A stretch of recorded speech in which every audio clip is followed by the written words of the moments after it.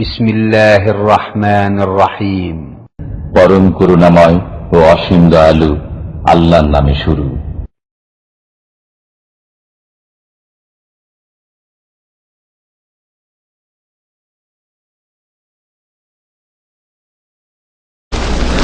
আসসালামু আলাইকুম ওয়া রাহমাতুল্লাহি ওয়া বারাকাতুহু। বিসমিল্লাহির রহমানির রহিম। আলহামদুলিল্লাহি রাব্বিল আলামিন ওয়াস সালাতু ওয়াস সালামু আলা সাইয়্যিদিল মুরসালিন নবিয়িনা মুহাম্মদ ওয়া আলা আলিহি ওয়া সাহবিহি আজমাইন ওয়া মান তাবিআহুম বিইহসানিন ইলা ইয়াউমিদ্দিন, আম্মা বাদ। ফাকাদ ক্বালাল মুআল্লিফ রাহিমাহুল্লাহু তাআলা বাবু মা জাআ ফি হিমায়াতিল মুস্তাফা সাল্লাল্লাহু আলাইহি ওয়াসাল্লাম জানাবাত তাওহীদ ওয়া সাদ্দিহি কুল্লা তারিকিন ইউওয়াসসিলু ইলা শিরক। وقول الله تعالى لقد جاءكم رسول من أنفسكم عزيز عليه ما عنتم حريص عليكم بالمؤمنين رؤوف رحيم. وعن أبي هريرة رضي الله عنه قال قال رسول الله صلى الله عليه وسلم لا تجعلوا بيوتكم قبورا ولا تجعلوا قبري عيدا وصلوا علي فإن صلاتكم تبلغني حيث كنتم. رواه أبو داود بإسناد حسن ورواته ثقات. وعن علي بن الحسين রাদিয়াল্লাহু আনহুম আজমাইন আন্নাহু রাআ রাজুলান ইয়াজিউ ইলা ফুরজাতিন কানাত ইনদা কবরিন নবী সাল্লাল্লাহু আলাইহি ওয়াসাল্লাম ফায়াদখুলু ফিহা ফায়াদউ ফানাহাহু ওয়া ক্বাল আলা উহাদ্দিসুকুম হাদিসান সামি'তুহু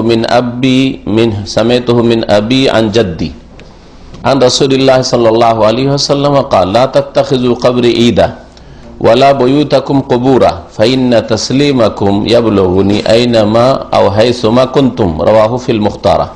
আল্লাহ পাক রব্বুল আলামিনের যাবতীয় প্রশংসা যে আল্লাহ পাক একক, যার কোনো শরীক নেই।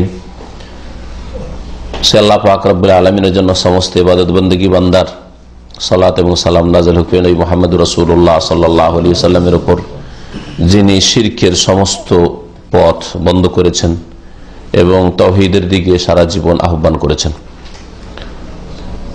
আজকে কিতাবুত তাওহীদে দর্সের বিষয়বস্তু হচ্ছে রাসূলুল্লাহ সাল্লাল্লাহু আলাইহি ওয়াসাল্লাম যে তাওহীদের বিভিন্ন দিকের সুরক্ষার ব্যবস্থা করেছেন এবং তাওহীদকে নষ্ট করে যে শিরকে, যেসব রাস্তা দিয়ে মানুষ শিরকের দিকে চলে যায় সেসব রাস্তাকে রাসূলুল্লাহ সাল্লাল্লাহু আলাইহি ওয়াসাল্লাম বন্ধ করেছেন। এই সম্পর্কে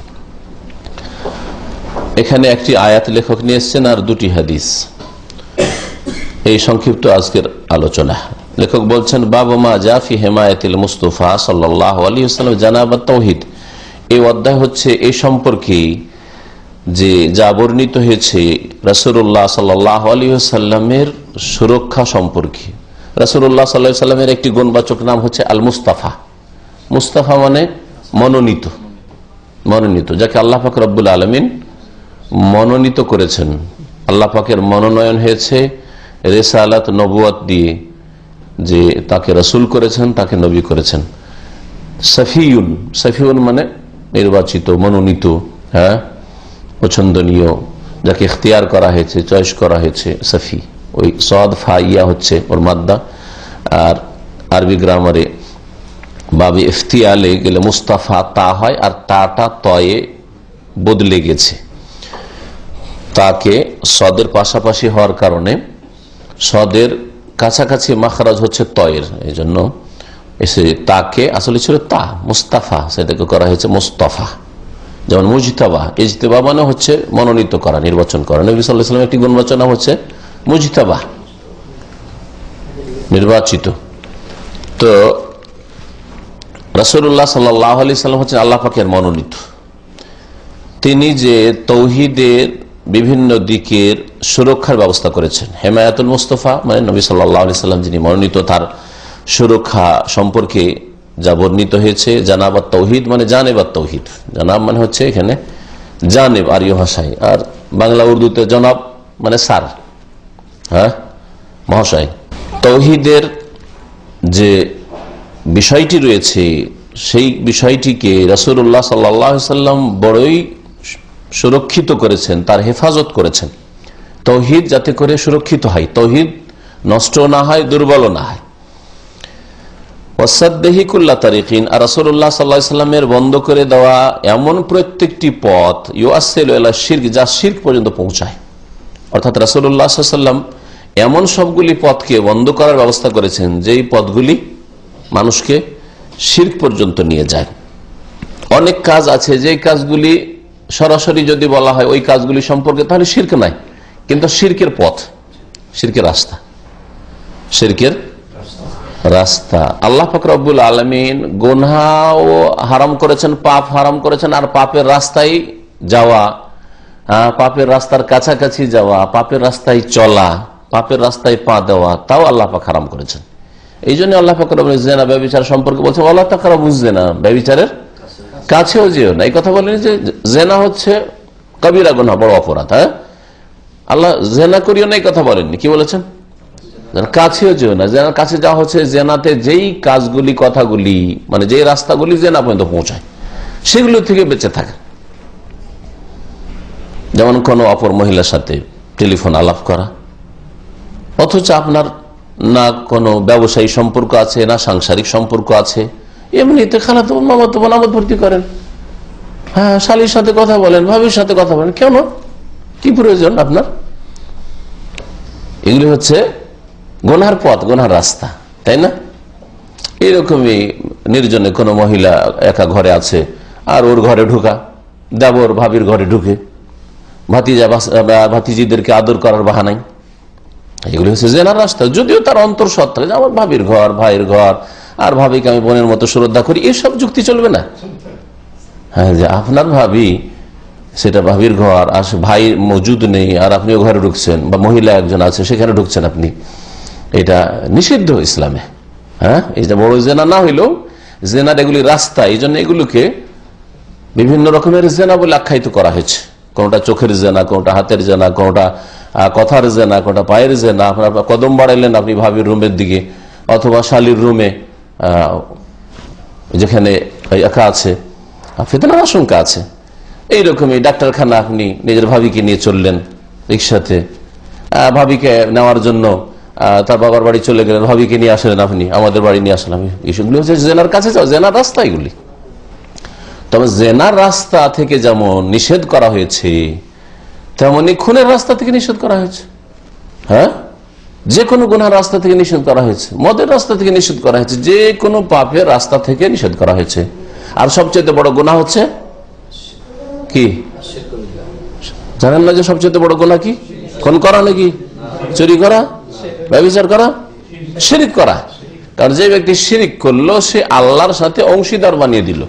জেনাকারী আল্লাহর সাথে অংশীদার বানালো না, কিন্তু আল্লাহ পাক রব্বুল আলামিনের যে বিরুদ্ধাচরণ করলো, আর আল্লাহ পাক যে দেখছেন এবং আল্লাহ পাক পকড়াও করবেন, আল্লাহর পকড়াওয়ার বাইরে যেতে পারবো না, অবশ্যই ধরা খেতে হবে, এই ইমানটা তার দুর্বল হয়ে পড়েছে। অথচ একজন মুসলিম এ কথা বিশ্বাসী যে কোনো অপরাধ করি আল্লাহ ধরবেন, ছেড়ে দেবেন না, আর আল্লাহ হিসাব নেবেন। এ কথা যদি তার ব্রেনে ভালোভাবে বসে থাকতো, সজাগ থাকতো এ বিষয়ে, তাহলে কখনো জেনার কাছে যেতে পারতো না। আল্লাহ পাক রব্বুল আলামিন যে কোনো গুনাহ যেমন হারাম করেছেন, ওই গুনাহর রাস্তাগুলিতে যাওয়াও হারাম করেছেন। বোঝা গেছে? আর সবচেয়ে বড় গুনাহ হচ্ছে আকবরুল কাবায়ের, আল্লাহর সাথে শরীক আর অংশীদার স্থাপন করা।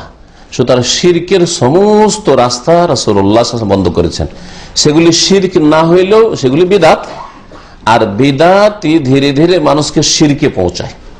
যেমন উদাহরণস্বরূপ বলি, তাহলে বুঝতে সুবিধা হবে। কবরে সেজদা করেন না, কবরওয়ালার কাছে চান না। হ্যাঁ, কবরে সেজদাও করেন না, কবরওয়ালার কাছে চান না, কবরে নিয়ে গিয়ে ওই ওলির নামে বা ওই যে মৃত তার নামে জবাই করেন না, এসব করেন না। এগুলো তো শিরক করলেন আপনি। কিন্তু আপনি করছেন কি? কবরটা পাকা করে রেখে দিলেন, কবরটা পাকা করলেন, বিদআত হারাম কাজ করলেন, আর শিরকের রাস্তা খুললেন। আজকে শিরক না হলেও 2, 4, 5, 10 বছর পরে শিরক শুরু হবে। আর এভাবে হয়েছে কবর মাজার পূজা শুরু মুসলিম সমাজে। কবরে ফুল চড়াইলেন শ্রদ্ধার জন্য, আমি ইবাদতের জন্য না। আর এ দিতে পারে এটাও মনে করি না, এ আমার ক্ষতি করতে পারে এটাও মনে করি না, কিন্তু ফুল চড়াই, আমি শ্রদ্ধা দিলাম, এটা আমার হুজুরের, আমার আলেমের, আমার পীরের বা আমার নেতার।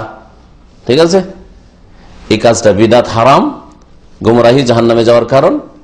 হ্যাঁ, আর এটা কিছুদিন পরে ওই লোকগুলিকে অথবা পরবর্তী যে প্রজন্ম আসবে তাদেরকে শিরকে পৌঁছে দেবে। এগুলো হচ্ছে শিরকের রাস্তা। কবরে চাদর চড়ালেন, আপনি মনে করেন যে চাদর চড়াইলে আমার ফায়দা হবে, কিন্তু শ্রদ্ধা করলাম। বুঝা গেছে?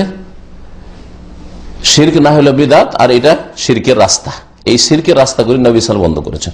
কবরকে উঁচা করা, আধা হাতের বেশি কবর উঁচা করা, নবী সাল্লাল্লাহু আলাইহি ওয়াসাল্লাম বলেছেন কবরকে বরাবর করে দাও যদি এরকম উঁচা কবর দেখো, এটা নবীর হুকুম। কাঁচা কবরও যদি থাকে, আর কবরের উপর মাটির পরিমাণ যদি 1 হাত থাকে, আধা হাতের জায়গায় একটু বেশি উঁচা থাকে, তাহলে কি বলেছেন? আল্লাহ তাদা কাবরান মুশরিফান ইল্লা সাওয়াইতাহু, এমন কোন কবর উঁচা যদি দেখো, কাঁচাও যদি থাকে, তাহলে কি করে দাও? সাওয়াইতাহু, বরাবর করে দাও, সমতল করে দাও, নিশ্চিন্ন করে দাও, যাতে না বুঝে যে এখানে কোনো বিশেষ কবর আছে। কারণ বিশেষ যখন বুঝে নেবে তখনই শয়তান সুযোগ নেবে, আর ওই শিরক কুফরি শুরু হবে। এগুলি হচ্ছে শিরকের রাস্তা, যে রাস্তাগুলি বন্ধ করা হয়েছে।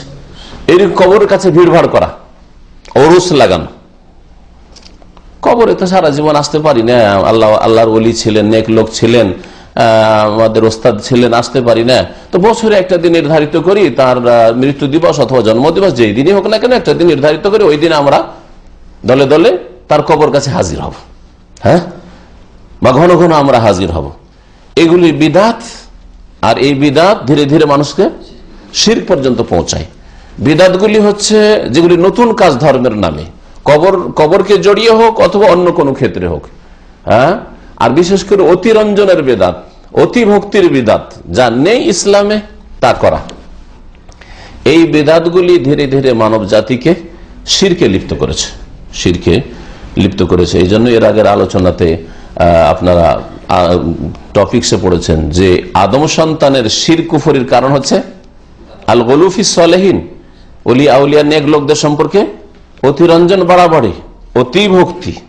ধর্মের নামে যদি অতি ভক্তি হয় তাহলে শিরক কুফরির লক্ষণ, আল্লাহর দিন থেকে বেরিয়ে যাওয়ার লক্ষণ, হ্যাঁ। আর দুনিয়ার ক্ষেত্রে যদি অতি ভক্তি দেখেন, যে রাস্তাঘাটে কোথাও সফরে, ট্রেনে, বাসে আপনার পাশে ঘনিয়ে বসছে, চা কফি এনে দিচ্ছে, এটা পান এনে দিচ্ছে, হ্যাঁ, বলছে চলেন হোটেলে খেয়ে নি, তো এটা চোরের লক্ষণ, তাই না? তো এই প্রবাদ তো আমাদের দেশের মানুষরা জানে যে অতি ভক্তি চোরের লক্ষণ, কিন্তু ওর চাইতে বেশি গুরুত্বপূর্ণ যে ধর্মের নামে অতি ভক্তি শিরক কুফরির লক্ষণ, আপনাকে ইসলাম থেকে বের করে দেবে এর লক্ষণ। এটা আমাদের দেশের মানুষরা বুঝে না, যার ফলে কবর মাজার আর ব্যক্তি সম্পর্কে, নেক লোকদের সম্পর্কে অথবা পীরদের সম্পর্কে অতিভক্তি করতে গিয়ে শিরকে লিপ্ত হয়েছে, ইসলামকে পুরোপুরি ছেড়ে দিয়েছে অথবা অনেকটা ইসলাম থেকে বেরিয়ে গেছে। তো রাসূলুল্লাহ সাল্লাল্লাহু আলাইহি ওয়াসাল্লাম তাওহীদের হেফাজতের ব্যবস্থা করেছেন আর শিরকের সমস্ত রাস্তাগুলিকে বন্ধ করেছেন, আর এটাই ছিল তার দাওয়াতের মুখ্য বিষয়। তার দাওয়াতে ব্যাপক সবকিছুর দাওয়াত দিয়েছেন, তাওহীদ আকীদারও দাওয়াত দিয়েছেন, ইবাদত বন্দেগীরও দাওয়াত দিয়েছেন আল্লাহ পাকের, হ্যাঁ, আর আখলাক চরিত্র দাওয়াত দিয়েছেন, হালাল হারাম, আদান প্রদান, ব্যবসা বাণিজ্য, বিবাহ শাদী, তালাক, হ্যাঁ, সবকিছুরই দাওয়াত দিয়েছেন, সবকিছু শিখিয়েছেন। কিন্তু প্রথম যা দিয়ে শুরু করেছেন আর শেষ পর্যন্ত তা কন্টিনিউ করেছেন, সেটা হচ্ছে তাওহীদের সুরক্ষার ব্যবস্থা করা আর শিরকের সমস্ত রাস্তা বন্ধ করা। নবী সাল্লাল্লাহু আলাইহি ওয়াসাল্লাম তাওহীদ দিয়ে শুরু করেছেন মক্কাতুল মুকাররমে, ইয়া আইয়ুহান নাস কুলু লা ইলাহা ইল্লাল্লাহ, হে মানুষ সকল বলো আল্লাহ ছাড়া কেউ সত্য মাবুদ, আল্লাহ ছাড়া কেউ ইবাদত পাওয়ার যোগ্য নেই, সেজদা, রুকু, দোয়া, ফরিয়াদ, হ্যাঁ, কুরবানি, জবাই কেউ পাওয়ার অধিকার রাখে না ইল্লাল্লাহ, আল্লাহ পাক ছাড়া। তুফলিহু, তাহলে সার্বিক কল্যাণ পাবে, এটা দিয়ে শুরু করেছেন। আর নবী সাল্লাল্লাহু আলাইহি ওয়াসাল্লাম ইন্তেকালের 5 দিন আগেও আর ইন্তেকালের পূর্ব মুহূর্তে 5-10 মিনিট আগেও সতর্ক সাবধান করেছেন যে লানাতুল্লাহি আলাল ইয়াহুদি ওয়ান নাসারা, ইহুদি নাসারা আল্লাহ পাকের অভিসম্পাত হয়েছে, লানত হয়েছে, আল্লাহর রহমত থেকে বঞ্চিত করেছেন। কারণ তারা তাদের নেক লোকদেরকে আর নবীদের কবরগুলিকে কি করেছে, নেক লোক আর নবীদের কবরগুলিকে সেজদার স্থানে পরিণত করেছে তাওহীদের সুরক্ষার জন্য আর শিরকের রাস্তা বন্ধ করার জন্য। সারা জীবনটা নবী করিম সাল্লাল্লাহু আলাইহি সাল্লামের কুরবানি করেছেন। তো এই মর্মে লেখক একটি আয়াত নিয়ে এসেছেন সূরা তওবার আয়াত নম্বর 128। মহান আল্লাহ ইরশাদ করছেন, লাকাদ জাআকুম রাসূলুম মিন আনফুসিকুম, নিঃসন্দেহে তোমাদের নিকটে আগমন করেছে তোমাদের মাঝে থেকে একজন রাসূল, রাসূলুন একজন রাসূল, মিন আনফুসিকুম তোমাদের মধ্য থেকে, মিন আনফুসিকুম, মিন আনফুসিকুম যদি বলা হয় তোমাদের মধ্য থেকে মানে মানুষের মধ্য থেকে, হ্যাঁ, এই একটি তাফসীর। যে রাসূলুল্লাহ সাল্লাল্লাহু আলাইহি ওয়াসাল্লাম তোমাদের মধ্য থেকে এসেছেন, মানে তোমরাও মানুষ, আদম সন্তান, আর মুহাম্মদ সাল্লাল্লাহু আলাইহি সাল্লামও আদম সন্তান, মানুষ। তোমরা আদম সন্তান, মাটির তৈরি, রাসূলুল্লাহ সাল্লাল্লাহু আলাইহি সাল্লামও মাটির তৈরি, মিন আনফুসিকুম। তাহলে এতে খণ্ডন রয়েছে ওই সব পথভ্রষ্টদের যারা বলে যে মুহাম্মদ সাল্লাল্লাহু আলাইহি সাল্লাম মাটির নয় নূরের তৈরি। আল্লাহ কোথাও কোরআনে কারিমে বলেননি। আর এমনিও সাধারণ জ্ঞানেও যদি বলে মানুষ, আর ওদেরকে জিজ্ঞেস করে, ওদের সাধারণ লোকদেরকে জিজ্ঞেস করেন, আচ্ছা বলুন তো মুহাম্মদ সাল্লাল্লাহু আলাইহি সাল্লাম আদম সন্তান না ফেরেশতা সন্তান? জিজ্ঞাসা করেন তো বিদেশী ভাইদেরকে যে মুহাম্মদ সাল্লাল্লাহু আলাইহি সাল্লাম আদম সন্তান না ফেরেশতা সন্তান? আদম আলাইহিস সালামের সন্তান না জিবরাইল মিকাইলের সন্তান? বলেন দেখি, কি বলবেন? আদম সন্তান। আর আদম কিসের তৈরি? আল্লাহ পাক ঈসা আলাইহিস সালাম সম্পর্কে বলছে, ইন্না মাসালা ঈসা ইনদাল্লাহি কামাসালি আদম। নিঃসন্দেহে ঈসা আলাইহিস সালামের উদাহরণ হচ্ছে, দৃষ্টান্ত হচ্ছে কেমন? কামাসালি আদম, আদম আলাইহিস সালামের মতো। খালাকাহু মিন তুরাব, আদমকে কি দিয়ে আল্লাহ তৈরি করেছেন? মাটি দিয়ে তৈরি করেছেন। তাহলে আদম আলাইহিস সালামকে মাটি দিয়ে তৈরি করেছেন, আর সেখান থেকে তৈরি হয়েছেন ঈসা আলাইহিস সালাম। নবী সাল্লাল্লাহু আলাইহি ওয়াসাল্লাম আরো বলছেন, কুল্লুকুম মিন আদম। এটা হাদিস, নবী সাল্লাল্লাহু আলাইহি ওয়াসাল্লামের সহিহ হাদিস। তোমরা সকলেই আদম থেকে জন্ম নিয়েছো, আদমের বংশধর তোমরা। তোমরা সকলে মানে নবী নন? কুল্লুকুম মিন আদম, তোমরা সকলে আদম সন্তান। ওয়া আদম মিন তুরাব, আর আদম কিসের তৈরি? মাটির তৈরি। নবী সাল্লাল্লাহু আলাইহি কথা বললেন না, কিন্তু আমি ব্যতিক্রম, আমি নূরের তৈরি বলেছেন। কোন একটা সহিহ হাদিস আছে? জাল কথা এটা। তো তোমাদের মাঝে থেকে রাসূল এসছেন, অর্থাৎ রাসূলুল্লাহ সাল্লাল্লাহু আলাইহি ওয়াসাল্লাম মানুষ, যেমন তোমরা মানুষ, মানুষের মধ্য থেকে এসছেন। আর একটু খাস অর্থ, সেটা হচ্ছে যে তোমাদের মাঝে থেকে রাসূল এসছেন একজন, মানে তোমরা হে আরবরা, যাদেরকে প্রথম সম্বোধন করা হয়েছে কোরআনে কারীম দিয়ে। কোরআনে কারীমে প্রথম সম্বোধন করা হয়েছে কারাকে? মক্কার লোকদেরকে, কুরাইশদেরকে, মক্কার আশেপাশের লোকদেরকে প্রথম ওদেরকে দাওয়াত দেওয়া হয়েছে, তারপরে দূরে দাওয়াত পৌঁছানোর হুকুম হয়েছে।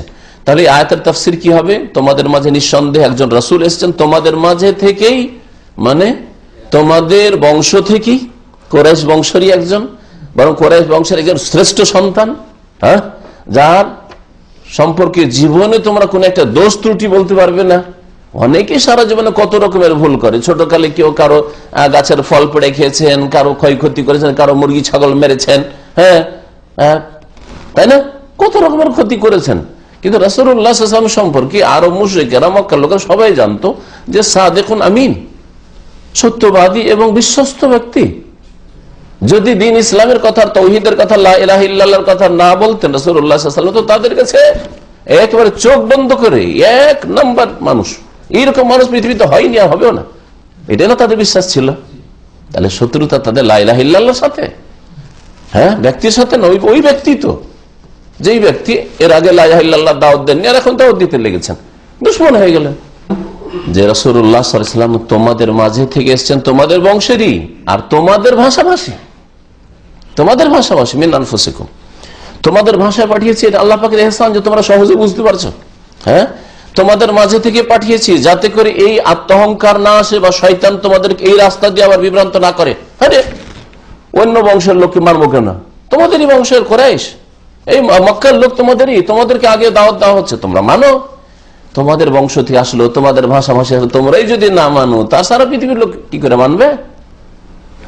এই কথা যেন বলা হয়েছে আয়াতে তাদেরকে। আজিজুন আলাইহি মা আনিতুম, তার ওপর বড়ই কষ্টকর হয়, মা আনিতুম, ওই সব বিষয়গুলি যা দ্বারা তোমরা কষ্ট পেয়ে থাকো দুনিয়াতে আখিরাতে। আনাতা মানে হচ্ছে কষ্ট পাওয়া, কষ্ট হওয়া বা কষ্ট পাওয়া।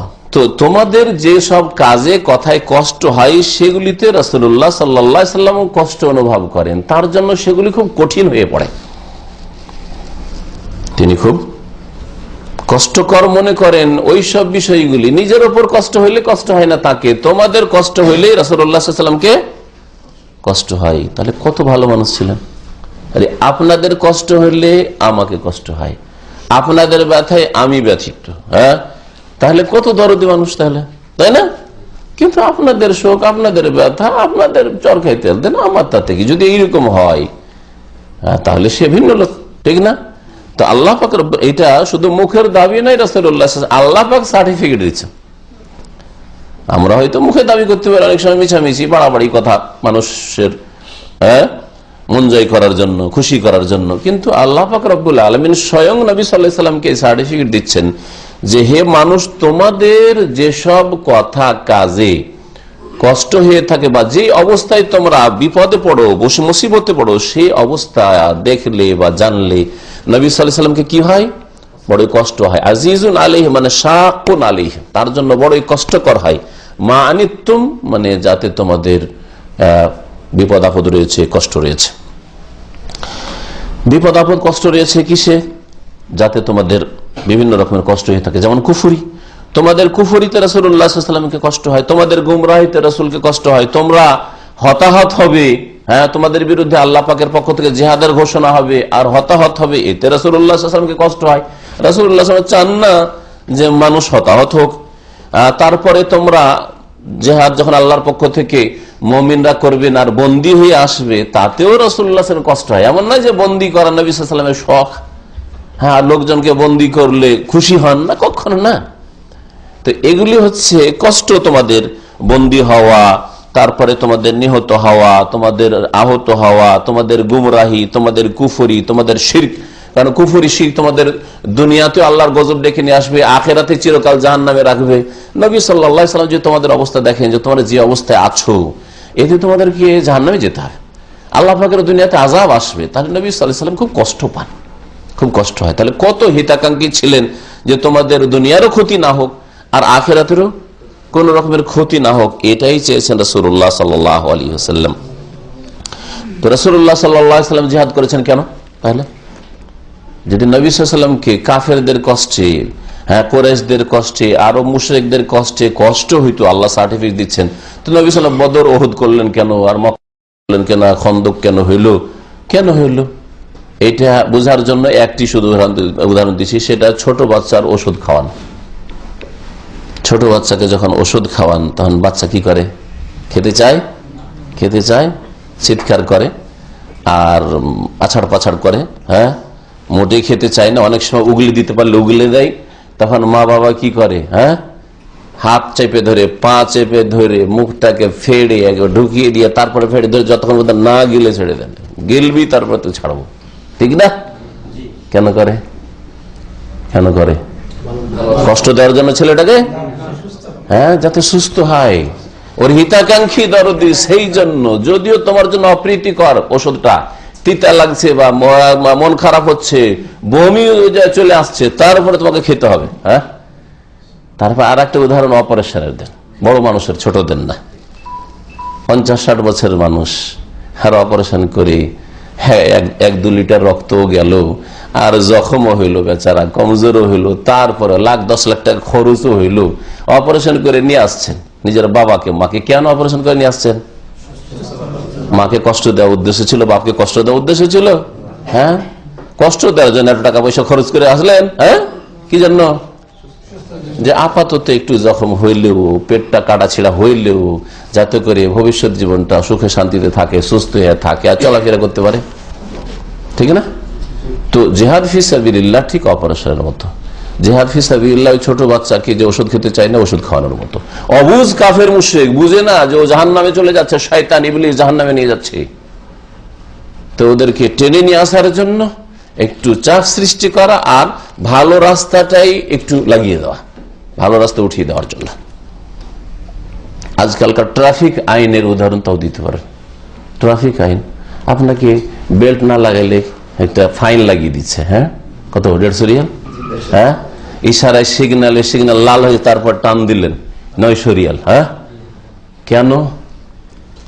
জালেম আপনি, জালেম আপনি। বেল্ট লাগান না, আপনি ভুল করছেন, আপনি ওই সিগন্যাল লাল হয়ে আছে আর চলে যাচ্ছেন ক্রস করে, আপনি জালেম, আপনি অন্যায় কাজ করছেন। আর আপনার হিতাকাঙ্ক্ষী সরকার সেই জন্য আপনাকে আগে থেকে বলা হয়েছে যে লাল হয়ে গেছে, যাবে না, রাস্তায় গাড়ি চালাবে তো বেল্টটা লাগিয়ে চলবে, এতে তোমার কল্যাণ আছে। সরকারের কিসের কল্যাণ আছে? তোমাদের কল্যাণ আছে, তোমার কল্যাণ আছে, আর অন্য রাজ্যের সামনে পড়বে তাদেরও কল্যাণ আছে, ঠিক না? লাল সিগন্যালে তুমি এইদিকে কেটে বেরিয়ে গেলে, ওইদিকে গ্রিন সিগন্যাল দেখে ও চলে আসলো, তো তুমি নিজেরও ক্ষতি করলে অন্যেরও ক্ষতি করলে। নবী করিম সাল্লাল্লাহু আলাইহি ওয়াসাল্লাম বলেছেন লা দারারা ওয়ালা দিরারা, নিজেরও ক্ষতি করবে না অন্যেরও ক্ষতি করবে না, তুমি নিজেকে ধ্বংস করলে আর অন্য কারো ধ্বংসের কারণ হলে তুমি। হ্যাঁ, হয়তো নিজের স্ত্রীকে বিধবা করলে, ছেলে মেয়েদেরকে এতিম করলে, আর অন্য একটা নিরীহ মানুষ, নির্দোষী মানুষ গ্রিন হয়ে রয়েছে, ও আসছে নিজের রাস্তায় আসছে আর দিলেন অ্যাক্সিডেন্ট করে, ও কেউ মারলেন, ওর স্ত্রীকে বিধবা করলেন, ছেলে মেয়েকে এতিম করে দিলেন, কত বড় অপরাধ করলেন আপনি, চিন্তা করেছেন কখনো? তাহলে এই যে আপনাকে ফাইনটা দিতে কষ্ট হচ্ছে, কিন্তু এটা আপনার জন্য কল্যাণকর। হ্যাঁ, বৃহৎ স্বার্থে করা হচ্ছে। তো এইরকম বৃহৎ স্বার্থে হচ্ছে জিহাদ ফি সাবিলিল্লাহ। তারপরে রাসূলুল্লাহ সাল্লাল্লাহু আলাইহি ওয়াসাল্লামের উদ্দেশ্য মানুষ হত্যা করা হইলে হাজার হাজার লাখ লাখ হত্যা করতেন, তাই না? মাত্র মাত্র মাত্র সমস্ত যুদ্ধগুলি নবী সাল্লাল্লাহু আলাইহি সাল্লামের যুদ্ধ অভিযান সবগুলি মিলিয়ে 25 বা তারও বেশি, সবগুলি মিলিয়ে মাত্র 13 থেকে 1400 এরকম একটা সংখ্যা আছে, এর বেশি। তাহলে এত বড় একটা বিপ্লব ইনকিলাব আসছে ইসলামের, এত বড় একটা পরিবর্তন আসছে জাহেলিয়াত আর কুফর আর পাপ থেকে মানুষ ফিরে এসে আল্লাহ ভীরু হচ্ছে। হ্যাঁ, যে লোকগুলি খুনি ছিল, নিজের মেয়েদেরকে জিন্দা দফন করে দিত, সেই লোকগুলি আল্লাহর সামনে রাত্রে সারা রাত ধরে কান্না করছে দ্বীন ইসলামের জন্য। তারা সুবহানাল্লাহ শুকনো রুটি খেয়ে, রুটিও পাচ্ছে না, খেজুর খেয়ে আল্লাহর রাস্তায় বেরিয়ে পড়ছে।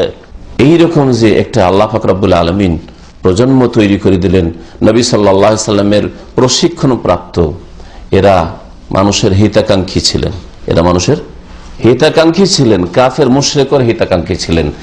এই আলোচনাটা শুনলে স্পষ্ট আরো বুঝতে পারবেন যে নবী সাল্লাল্লাহু আলাইহি সাল্লামকে বিশ্ব জাহানের জন্য যে রহমত বলা হয়েছে, এই অর্থে বিশ্ব জাহানের জন্য রহমত। তিনি কাফেরের জন্য রহমত, তিনি মুশরিকের জন্য রহমত, তিনি মুনাফিকের জন্য রহমত, সবার জন্য রহমত রাসূলুল্লাহ সাল্লাল্লাহু আলাইহি ওয়াসাল্লাম। আর বিশেষ করে মুমিনদের জন্য রহমত, এই জন্য এই আয়াতে বিল মুমিনিনা রাউফুর রহিম বলা হয়েছে। বিশেষভাবে মুমিনদের জন্য রাসূলুল্লাহ রহমত, আর কাফের মুশরিক পাপিষ্ট খুনি চোর বাটমার মদখোর সকলের জন্য রাসূলুল্লাহ সাল্লাল্লাহু আলাইহি ওয়াসাল্লাম কি রহমত, করুণা স্বরূপ, দয়া স্বরূপ, যে তিনি এত দয়ালু ছিলেন, এত হিতাকাঙ্ক্ষী ছিলেন যে কেন এই লোকগুলি মদ খেয়ে আর চুরি করে আর ব্যভিচার করে আর খুন করে আর বেঈমানি করে আর শিরক করে কুফরি করে নামাজ ছেড়ে জাহান্নামে যাবে? জাহান্নামে কেন যাবে? জাহান্নামে যেতে দেবো না এদেরকে। কত বড় দয়ালু ছিলেন রাসূলুল্লাহ সাল্লাল্লাহু আলাইহি ওয়াসাল্লাম, তাই না?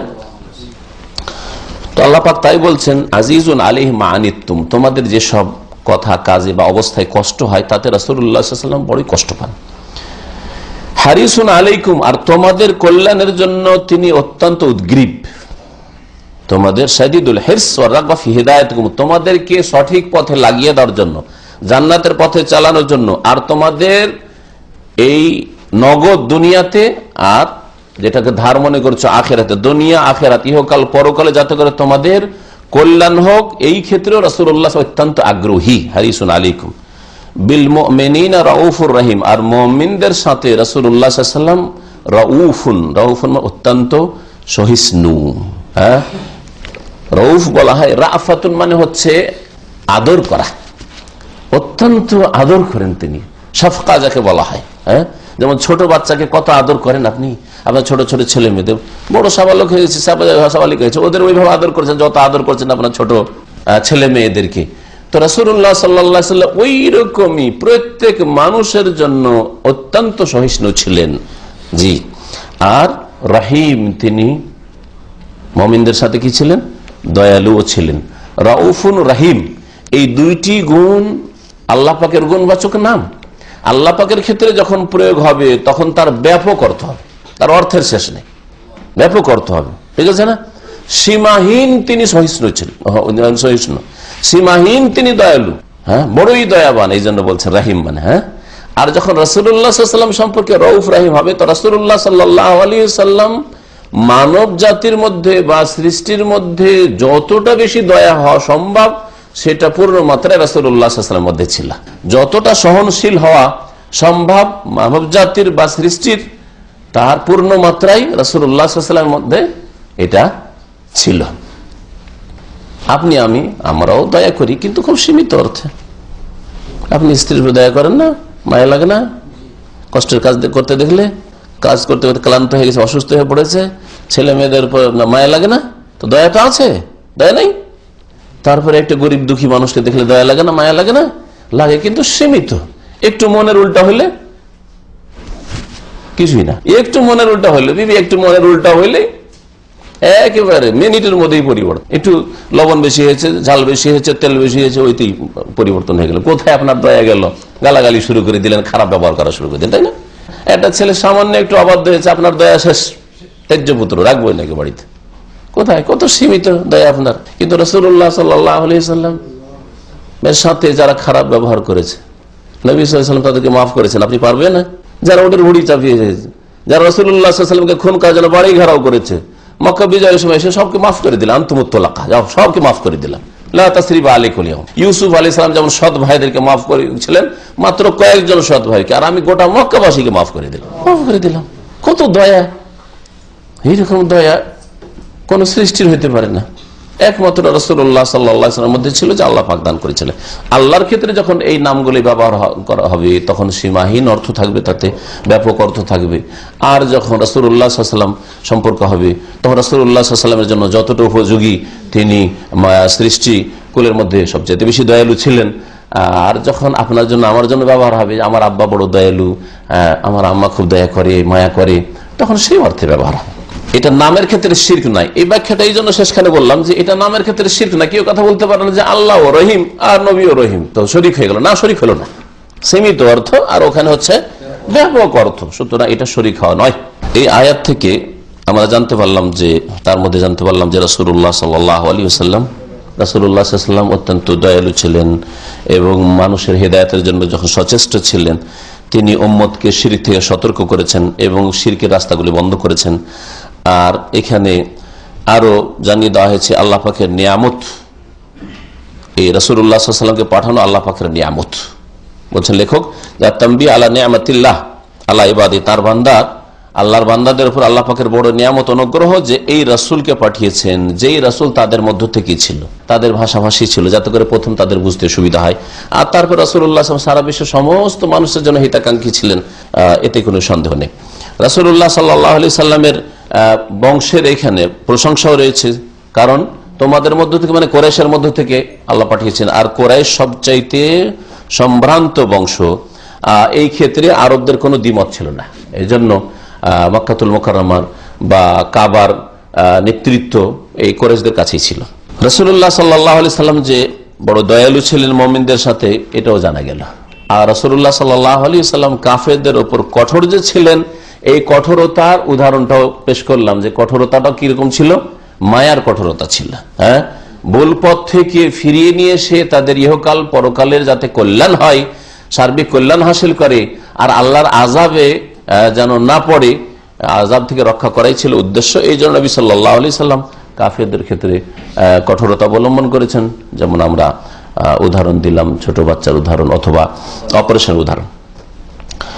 ওয়ান আবি হুরায়রা রাদিয়াল্লাহু আনহু قال قال رسول الله صلى الله عليه وسلم لا تجعلوا بيوتكم قبورا। আবু হুরায়রা রাদিয়াল্লাহু তাআলা আনহু থেকে বর্ণিত, তিনি বলছেন যে রাসূলুল্লাহ সাল্লাল্লাহু আলাইহি ওয়াসাল্লাম বলছেন, তোমরা তোমাদের বাড়িগুলিকে কবরে পরিণত করিও না। তোমাদের বাড়িকে কবরে পরিণত করিও না মানে কি?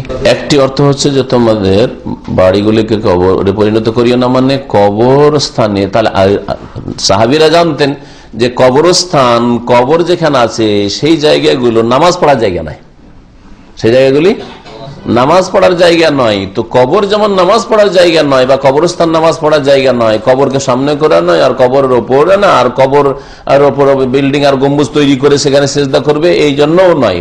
ঠিক ওই রকমই কবরের মতো বানিয়ে দিও না তোমাদের বাড়িকে, মানে তোমাদের বাড়িতে নফল পড়বে না এরকম করিও না, বরং তোমরা ফরজটা মসজিদে পড়ে নেওয়ার পরে বাড়িতে কি করিও, সুন্নত নফল নামাজগুলি পড়িও। তোমাদের বাড়িকে কবরে পরিণত করিও না, মানে কবরের মতো করে দিও না, নামাজ বিহীন করে দিও না, নামাজ পড়িও, তাতে বরকত হয় বাড়িতে। আরেকটি অর্থ হচ্ছে লা তাজআলু বুয়ুতাকুম কুবুরা। আরেকটি অর্থ শুনেন, তোমরা তোমাদের বাড়িগুলিকে কবরে পরিণত করিও না, মানে তোমাদের ঘরের মধ্যে কবর দিও না, তোমাদের ঘরে কবর দিও না।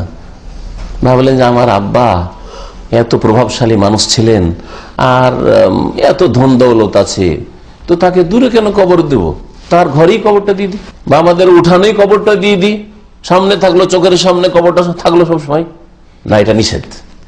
এটা একমাত্র আম্বিয়া রাসূলগণের ক্ষেত্রে। নবী সাল্লাল্লাহু আলাইহি ওয়াসাল্লামের হাদিস রয়েছে যে নবীরা যেখানে ইন্তেকাল করেন সেখানেই ওখান থেকে মৃতদেহকে সরানো যাবে না, ওখানেই দাফন করতে হবে।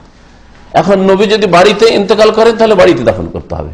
নবী যদি কোথাও মাঠে ঘাটে ইন্তেকাল করে থাকেন তাহলে ওই জায়গায় যেখানে ইন্তেকাল হয়েছেন সেখানেই দাফন করতে হবে।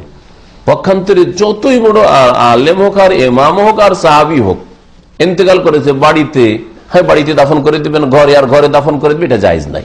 এই হাদিস প্রমাণ করে তোমরা তোমাদের বাড়িগুলিকে কবরস্থানে পরিণত করিও না, অর্থাৎ বাড়ি ঘরে কবর দিও না। আর আজকে ভিটে মাটিতে কবর দেওয়ার কুপরিণাম আমাদের দেশে দেখতে পাচ্ছেন। বাড়ির ভিতরে না দিল, বাড়ির পিছনখানে দিয়ে দিল, হ্যাঁ বাড়ির বাইরে উঠান যে খোলা রয়েছে সেখানে দিয়ে দিল, আর কিছুদিন পরে তখন কি করলো, বিভিন্ন দিক রয়েছে, হ্যাঁ খারাপের দিক। এক হচ্ছে বাচ্চারা পেশাব পায়খানা করা শুরু করলো, আর না হলে ওই জায়গাটা ব্যবহার করা শুরু করলো, ওর উপরে চড়ছে, কবরের উপরে চড়ছে।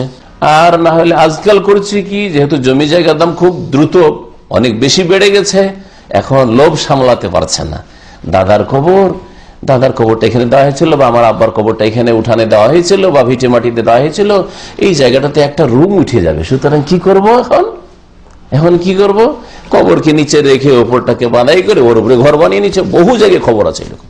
মসজিদ আমি দেখে এলাম এক জায়গায়, মসজিদ ওই শাহী আমলের মসজিদ, মুঘল আমলের মসজিদ বানিয়েছে, মসজিদের যে সিঁড়ি রয়েছে, সিঁড়ি গেটের নিচে কবর রয়েছে। এগুলি হারাম কাজ, এগুলো হচ্ছে শিরকের কারণ। সিঁড়ি বানিয়ে দিয়েছে, নিচে কবর আছে। আমার কাছে, আমার মতো সাধারণ মানুষের কাছে বহু ফতোয়া এরকম আসছে যে সাহেব কবর আমার আব্বার বা দাদার বা মায়ের এরকম দিয়ে দেওয়া হয়েছে, ভিটে মাটিতে দেওয়া হয়েছে, এখন এই জায়গাটাতে একটা ঘর উঠবে, আর ওই জায়গাটায় যদি কবর ছেড়ে দিচ্ছে তো ঘর হচ্ছে না, আর জায়গা হচ্ছে না। এখন কি করবে, কবর সরানোর চিন্তা হবে না, আর না হলে কবরের ওপরে কোন রকম করে এটা ঢালাই দিয়ে ওপরে ঘর বানিয়ে থাকবে। আশ্চর্য কথা। এই হাদিস অমান্য করার কারণে এই বিপদ আপদে পড়ছে আজকালকার মানুষ আমাদের দেশে। নবী সাল্লাল্লাহু আলাইহি সাল্লামের এই হাদিসের দুটো ব্যাখ্যা বললাম। ওয়ালা তাজআলু কবরি ঈদান, আর আমার কবরকে তোমরা মেলার স্থানে বা মেলার সময়কাল তার জন্য নির্ধারণ করিও না। ঈদ বলা হয় স্থান অথবা সময়কে, এমন স্থান যেই স্থানে লোকেরা দলবদ্ধভাবে বিশেষ কোনো সময় আসে, দলবদ্ধভাবে ভিড় ভাড় করে আসে, ওই স্থানটাকে ঈদের স্থান বলা হয়। যেমন ঈদের মাঠে লোকজন ভিড় ভাড় করে ঈদের নামাজ পড়তে আসে, এজন্য ঈদ মানে হচ্ছে মেলা, বাংলায় যেটাকে মেলা বলা হয়। আর মেলাতে কি হয়, সারা বছর ওই মাঠে কেউ আসে না ফিল্ডে, কিন্তু মেলার সময় জায়গা দেওয়া যায় না, চলা যায় না ওই জায়গায়, তাই না? তো আমার কবরকে তোমরা ঈদে পরিণত করিও না, মানে আমার কবরের জায়গাকে তোমরা মেলার স্থানে পরিণত করিও না যে ভিড় ভাড় করে আসবে তোমরা, এটা করিও না, নিষেধ। আর এটা হচ্ছে আমার কবরে আসার জন্য তোমরা বিশেষ কোনো সময় নির্ধারণ করিও না যে ওই সময় এসে তোমরা ভিড় ভাড় করবে। যেরকম এই পাকা কবরগুলিতে ওরস লাগছে, ভিড় ভাড়, সবটা নিষিদ্ধ, সবগুলি নিষিদ্ধ। রাসূলুল্লাহ সাল্লাল্লাহু আলাইহি ওয়াসাল্লাম নিষেধ করার পরেও এই মুসলিম সমাজ কবর মাজার পূজায় লিপ্ত, কবরে ওরস লাগানোই লিপ্ত, কবর পাকা করাই লিপ্ত, কবর লিখাই লিপ্ত, সবগুলি নিষেধ করেছেন। কবরকে সামনে করে সেজদা করা বা নামাজ পড়াই লিপ্ত। সুবহানাল্লাহ। কবরকে মেলায় পরিণত করিও না তোমরা, আমার কবরকে শুধু নবী সাল্লাল্লাহু আলাইহি ওয়াসাল্লামের সাথে খাস। নবী সাল্লাল্লাহু আলাইহি ওয়াসাল্লাম এত শ্রেষ্ঠ রাসূল, তারপরে তার কবরে ভিড় ভাড় করে আসতে নিষেধ করছেন, তার কবরে আসার জন্য বিশেষ দিন সময় নির্ধারণ করতে নিষেধ করছেন, যে অমুক দিনে ওরস লাগবে, জিয়ারা হবে, এইরকম নিষেধ করছেন। তাহলে অন্যের কবরের কাছে কি করে সেটা জায়েজ হতে পারে? বোঝা গেছে? তো এইভাবে এই হাদিসটা যেন দলিল যে নবীরই যখন চলবে না, তো অন্য কোন কবরের কাছে ভিড় ভাড় করে আসা যাবে না। দলবদ্ধ ভাবে যাব আর ভিড় করবো, মেলা লাগাবো না, এরকম করা যাবে না। নবী সাল্লাল্লাহু আলাইহি ওয়াসাল্লাম নিষেধ করেছেন। কেন নিষেধ করেছেন? এগুলি হচ্ছে শিরকের রাস্তা। অধ্যায়ের শুরুতে বলা হয়েছে শিরকের রাস্তাগুলি নবী বন্ধ করেছেন। বাড়িতে কবর দেওয়া শিরকের রাস্তা, বাড়িতে কবর দিবে না। বাড়িতে কবর যদি দেওয়া হয় তাহলে 2-3 প্রজন্ম যাওয়ার পরে ভাববে যে অলিউল্লাহ ছিলেন, এই জন্য তো ঘর কবর দেওয়া হচ্ছে, ঠিক না? এই জন্য বিশেষ করে ধার্মিক লোক যারা আলেম ওলামা আর যারা পরহেজগার মুত্তাকির লোক, তাদের কবরে বেশি ফিতনার আশঙ্কা আছে। লোকেরা যদি জানে যে এটা চোরের কবর বা এটা আধা নামাজির কবর, তো কবর পূজার আশঙ্কা কম।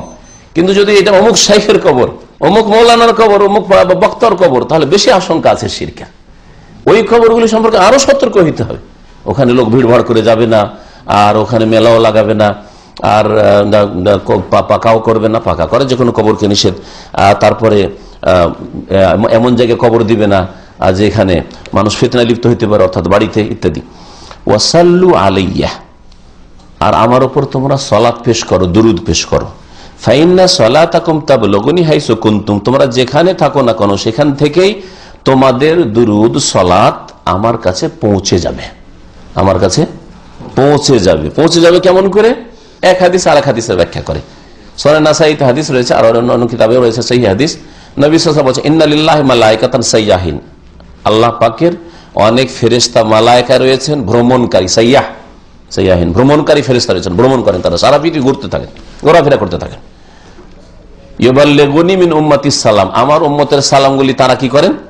আমাকে পৌঁছিয়ে দেন। রাসূলুল্লাহ সাল্লাল্লাহু আলাইহি ওয়াসাল্লামের কবর মোবারকে সারা পৃথিবীর সালাম সালাতগুলি কি করা হয়? পৌঁছে দেওয়া হয়। কার মাধ্যমে? ফেরেশতার মাধ্যমে। ফেরেশতার মাধ্যমে পৌঁছানো বেটার না মানুষের মাধ্যমে পৌঁছানো বেটার? ফেরেশতা ভুলে যাবেন কি? বলবেন। তারপরে নবী সাল্লাল্লাহু আলাইহি ওয়াসাল্লাম ফেরেশতারা পৌঁছে দেন। ফেরেশতাকে আল্লাহ নিযুক্তই করেছেন, যাকে যে ডিউটি দিয়েছেন ও ডিউটিতে লাগাই আছে। আর তারপরে যদি নিজের পক্ষ থেকে বাড়ান তাহলে সেটা জায়েজ হবে কি? সেটার নাম বিদআত হবে না? দুরুদ পেশ করলেন আর দুরুদটা পৌঁছানো হয়, সালাম পেশ করলেন, সালামটা পৌঁছানো হয়, ফেরেশতারা পৌঁছান, নবী সাল্লাল্লাহু আলাইহি ওয়াসাল্লাম বলে দিলেন, ঠিক না? আর আপনি যদি এই কাজ করেন যে না আমি কোন লোকের মারফতে সালাম পৌঁছাবো, তো এটা বিদআতি তরিকা হইল না? আমাদের দেশের আলেম সমাজেরাও যখন আপনি সৌদি আরবে চাকরি করতে আসবেন তখন কি বলে জানেন? আপনি তো রসুলের দেশে যাচ্ছেন, আমার সালামটা রওজা পাকে পৌঁছে দিয়েন। বলে বুখারী পড়া হুজুর, বুখারী পড়ায় অনেক দিন ধরে। আর মদিনা ইউনিভার্সিটিতে আমি সেই জামানায় পড়াশোনা করি, তো আমার এক সাথী বন্ধু ওর কাছে চিঠি লিখেছে, তুমি তো মদিনা শরীফে থাকছো, মাশাআল্লাহ, তুমি ভাগ্যবান। তো যখন মসজিদ নবীতে যাবে তখন আমার সালামটা নবী পাকের রওজায় পৌঁছে দিও।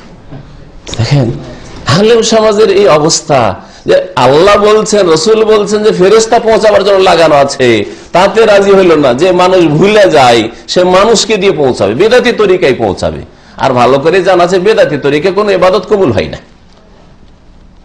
নবী সাল্লাল্লাহু আলাইহি সাল্লামের সাহাবীরা, কোন সাহাবী আরেক সাহাবীকে কথা বলেননি যে ভাই তুমি তো কুফা বাসরা থেকে বা মিশর থেকে তুমি মদিনার দিকে যাচ্ছ, তা আমার সালামটা রসুলের কবরে পৌঁছে দিয়ে বলেছেন? যদি বলে থাকেন তাহলে দলিল ভালো করে বোঝার চেষ্টা করিয়েন। বলছি না যে সালাত পেশ করবে না, সবচেয়ে বেশি দুরূদ যে পেশ করে সে সবচেয়ে ভালো মানুষ, ঠিক না? যে একবার দুরূদ পেশ করে, সালাম পেশ করে, 10 বার আল্লাহ পাকের রহমত হয়। কিন্তু তার মানে এই নয় যে এই ইবাদতকে আপনি খেয়াল খুশি আদায় করবেন। নামাজ ইবাদত, নামাজ যদি আপনি খেয়াল খুশি আদায় করেন হবে না? যেভাবে নবী পড়েছেন ওইভাবে হবে? একটা সাধারণ মানুষকে যদি জিজ্ঞাসা করি যে ভাই আমি আগে না দাঁড়িয়ে আগে সিজদাটা করে নিলাম আর তারপরে দাঁড়িয়ে গেলাম, তারপর সূরা ফাতিহা পড়লাম, নামাজ হবে? কেন হবে না? বলছে নবীর তরিকা নয় এটা, ঠিক না? তো ওই রকম আপনার দুরুদ সালাম পেশ করা ইবাদত, নবী যেভাবে বলেছেন ওইভাবে না পেশ করতে হবে। দুরুদ সালাম পেশ করে দেন, আর আপনার ওই টেনশন নাই যে আমার পৌঁছিবে কি পৌঁছিবে না, কে পৌঁছাবে, ওইসব কোনো টেনশন নাই। ফেরেশতা লেগে আছে পৌঁছানোর জন্য, শোনার জন্য। সাল্লাল্লাহু আলাইহি ওয়াসাল্লাম এই যে বললাম এখনই সাথে সাথে ফেরেশতারে নিয়ে ছুটলে, এখানে ভ্রমণকারী ফেরেশতা আছে সাইয়াহিন। আর এই কথা বলবো যে ভাই মদিনা যাচ্ছেন আপনি, তো আমার সালামটা পৌঁছে দেন, এটা বেদাতি তরিকা। আর বেদাতি তরিকার ইবাদত কবুল হয় না। নবী সাল্লাল্লাহু আলাইহি ওয়াসাল্লামের প্রসিদ্ধ হাদিস, মান আমিলা আমালান লাইসা আলাইহি আমরুনা ফাহুয়া রাদ্দুন, যে এমন কোন আমল করে যেটা আমার আদর্শ মোতাবেক না, আমার তরিকা মোতাবেক নয়, সেটা হচ্ছে মরদুদ, প্রত্যাখ্যাত, রিজেক্টেড, সেটা কবুল হয় না, কবুল হয় না। সুতরাং আপনার এই সালাম পাঠানো কবুল হইল না নবী সাল্লাল্লাহু আলাইহি ওয়াসাল্লামের কাছে। মানুষের মারফত পাঠালেন কেন? নবী সাল্লাল্লাহু আলাইহি ওয়াসাল্লাম বললেন যে দেখো কবরের কাছে আসার উদ্দেশ্য কি, এই হাদিসের ব্যাখ্যাটা শুনেন এখন। আমার কবরকে মেলায় পরিণত করিও না, আর তোমরা দুরুদ পেশ করো, দুরুদ যেখানে থাকবে সেখান থেকে পৌঁছে, ঠিক আছে না? কেন বললেন এই কথা? যে আমার কবরের কাছে আসার উদ্দেশ্যটা কি তোমার? তুমি আসবে এই জন্য না যে নবী কিছু দিতে, দুরুদ সালাম পেশ করার জন্য, ঠিক না? তো দুরুদ সালাম পেশ করার জন্য কবরে ভিড়ভাড় করে আসা লাগে না। তুমি যেখানে থাকবে সেখান থেকে যদি দুরুদ সালাম পেশ করে দাও তাহলে সেটাই আমার কাছে ফেরেশতারা পৌঁছে দেবেন। তাহলে যখন ফেরেশতারা দূরে থেকেও পৌঁছে দিলেন, কোনো পার্থক্য নেই। কেউ বাংলাদেশ থেকে দুরুদ সালাম বলছে, আল্লাহুম্মা সাল্লি আলা মুহাম্মাদ ওয়া আলা আলি মুহাম্মাদ, আল্লাহু বারিক আলা মুহাম্মাদ ওয়া আলা আলি মুহাম্মাদ। কেউ জাপান থেকে, কেউ ইউরোপ থেকে, কানাডা থেকে, অস্ট্রেলিয়া থেকে, সারা পৃথিবীর যেখান থেকেও দাম্মামে নামাজ পড়ে এশার নামাজ বলে আল্লাহুম্মা সাল্লি আলা মুহাম্মদ, দুরূদ ইব্রাহিম পড়ে নামাজের ভিতরে। আর আপনি আত্তাহিয়াতে বলে আসসালামু আলাইকা আইয়ুহান নবী ওয়া রাহমাতুল্লাহি ওয়া বারাকাতুহু, সালাম পেশ করলেন। সালাত সালাম দুটোই কিন্তু আমরা প্রত্যেক নামাজে পেশ করি, যেটা সাধারণ মানুষ হদিসই রাখে না। কেন? আমাদের আলেম সমাজ বলে না, মনে করে যে দুরুদ সালাম মানে মিলাদ করলে দুরুদ সালাম হয়। আর নামাজের ভিতরে যে দুরুদ সালাম না পেশ করলে নামাজই হয় না। আত্তাহিয়াত পড়াও ফরজ রুকুন, আর আল্লাহুম্মা সাল্লি আলা মুহাম্মাদ এটাও পড়া রুকুন ফরজ, না পড়লে নামাজ হয় না। এই কথাটা খেয়ালই করে না কেউ, ঠিক না? তাহলে কে বেশি শ্রদ্ধা পোষণ করে রাসূলুল্লাহ সাল্লাল্লাহু আলাইহি ওয়াসাল্লামের? যে মনে করে যে আমার নামাজ হবে না যদি আত্তাহিয়াত আর দুরুদ আমি নামাজের মধ্যে পড়ে রসুলকে সালাত সালাম না পেশ করি, তাহলে এই লোকটা বেশি ভালোবাসে রসুলকে না, যে এগুলো খেয়ালই রাখে না। বরং তাদের মযহাবে হুকুম হচ্ছে যে আত্তাহিয়াত পড়া ফরজ রুকুনও না, আত্তাহিয়াত যদি নাও পড়ে তবু নামাজ হয়ে যাবে ওয়াজিব তাদের কাছে, ছুটে যায় সহসিজদা করলে চলে। আর দুরুদ সুন্নাত তাদের কাছে। কোথায়? আমাদের কাছে, সৌদি আরবের ওলামাদের কাছে দুরুদ আল্লাহুম্মা সাল্লি আলা মুহাম্মাদ পড়া, আল্লাহু বারিক আলা মুহাম্মাদ পড়া হচ্ছে রুকুন ফরজ, 14টা রুকুনের মধ্যে।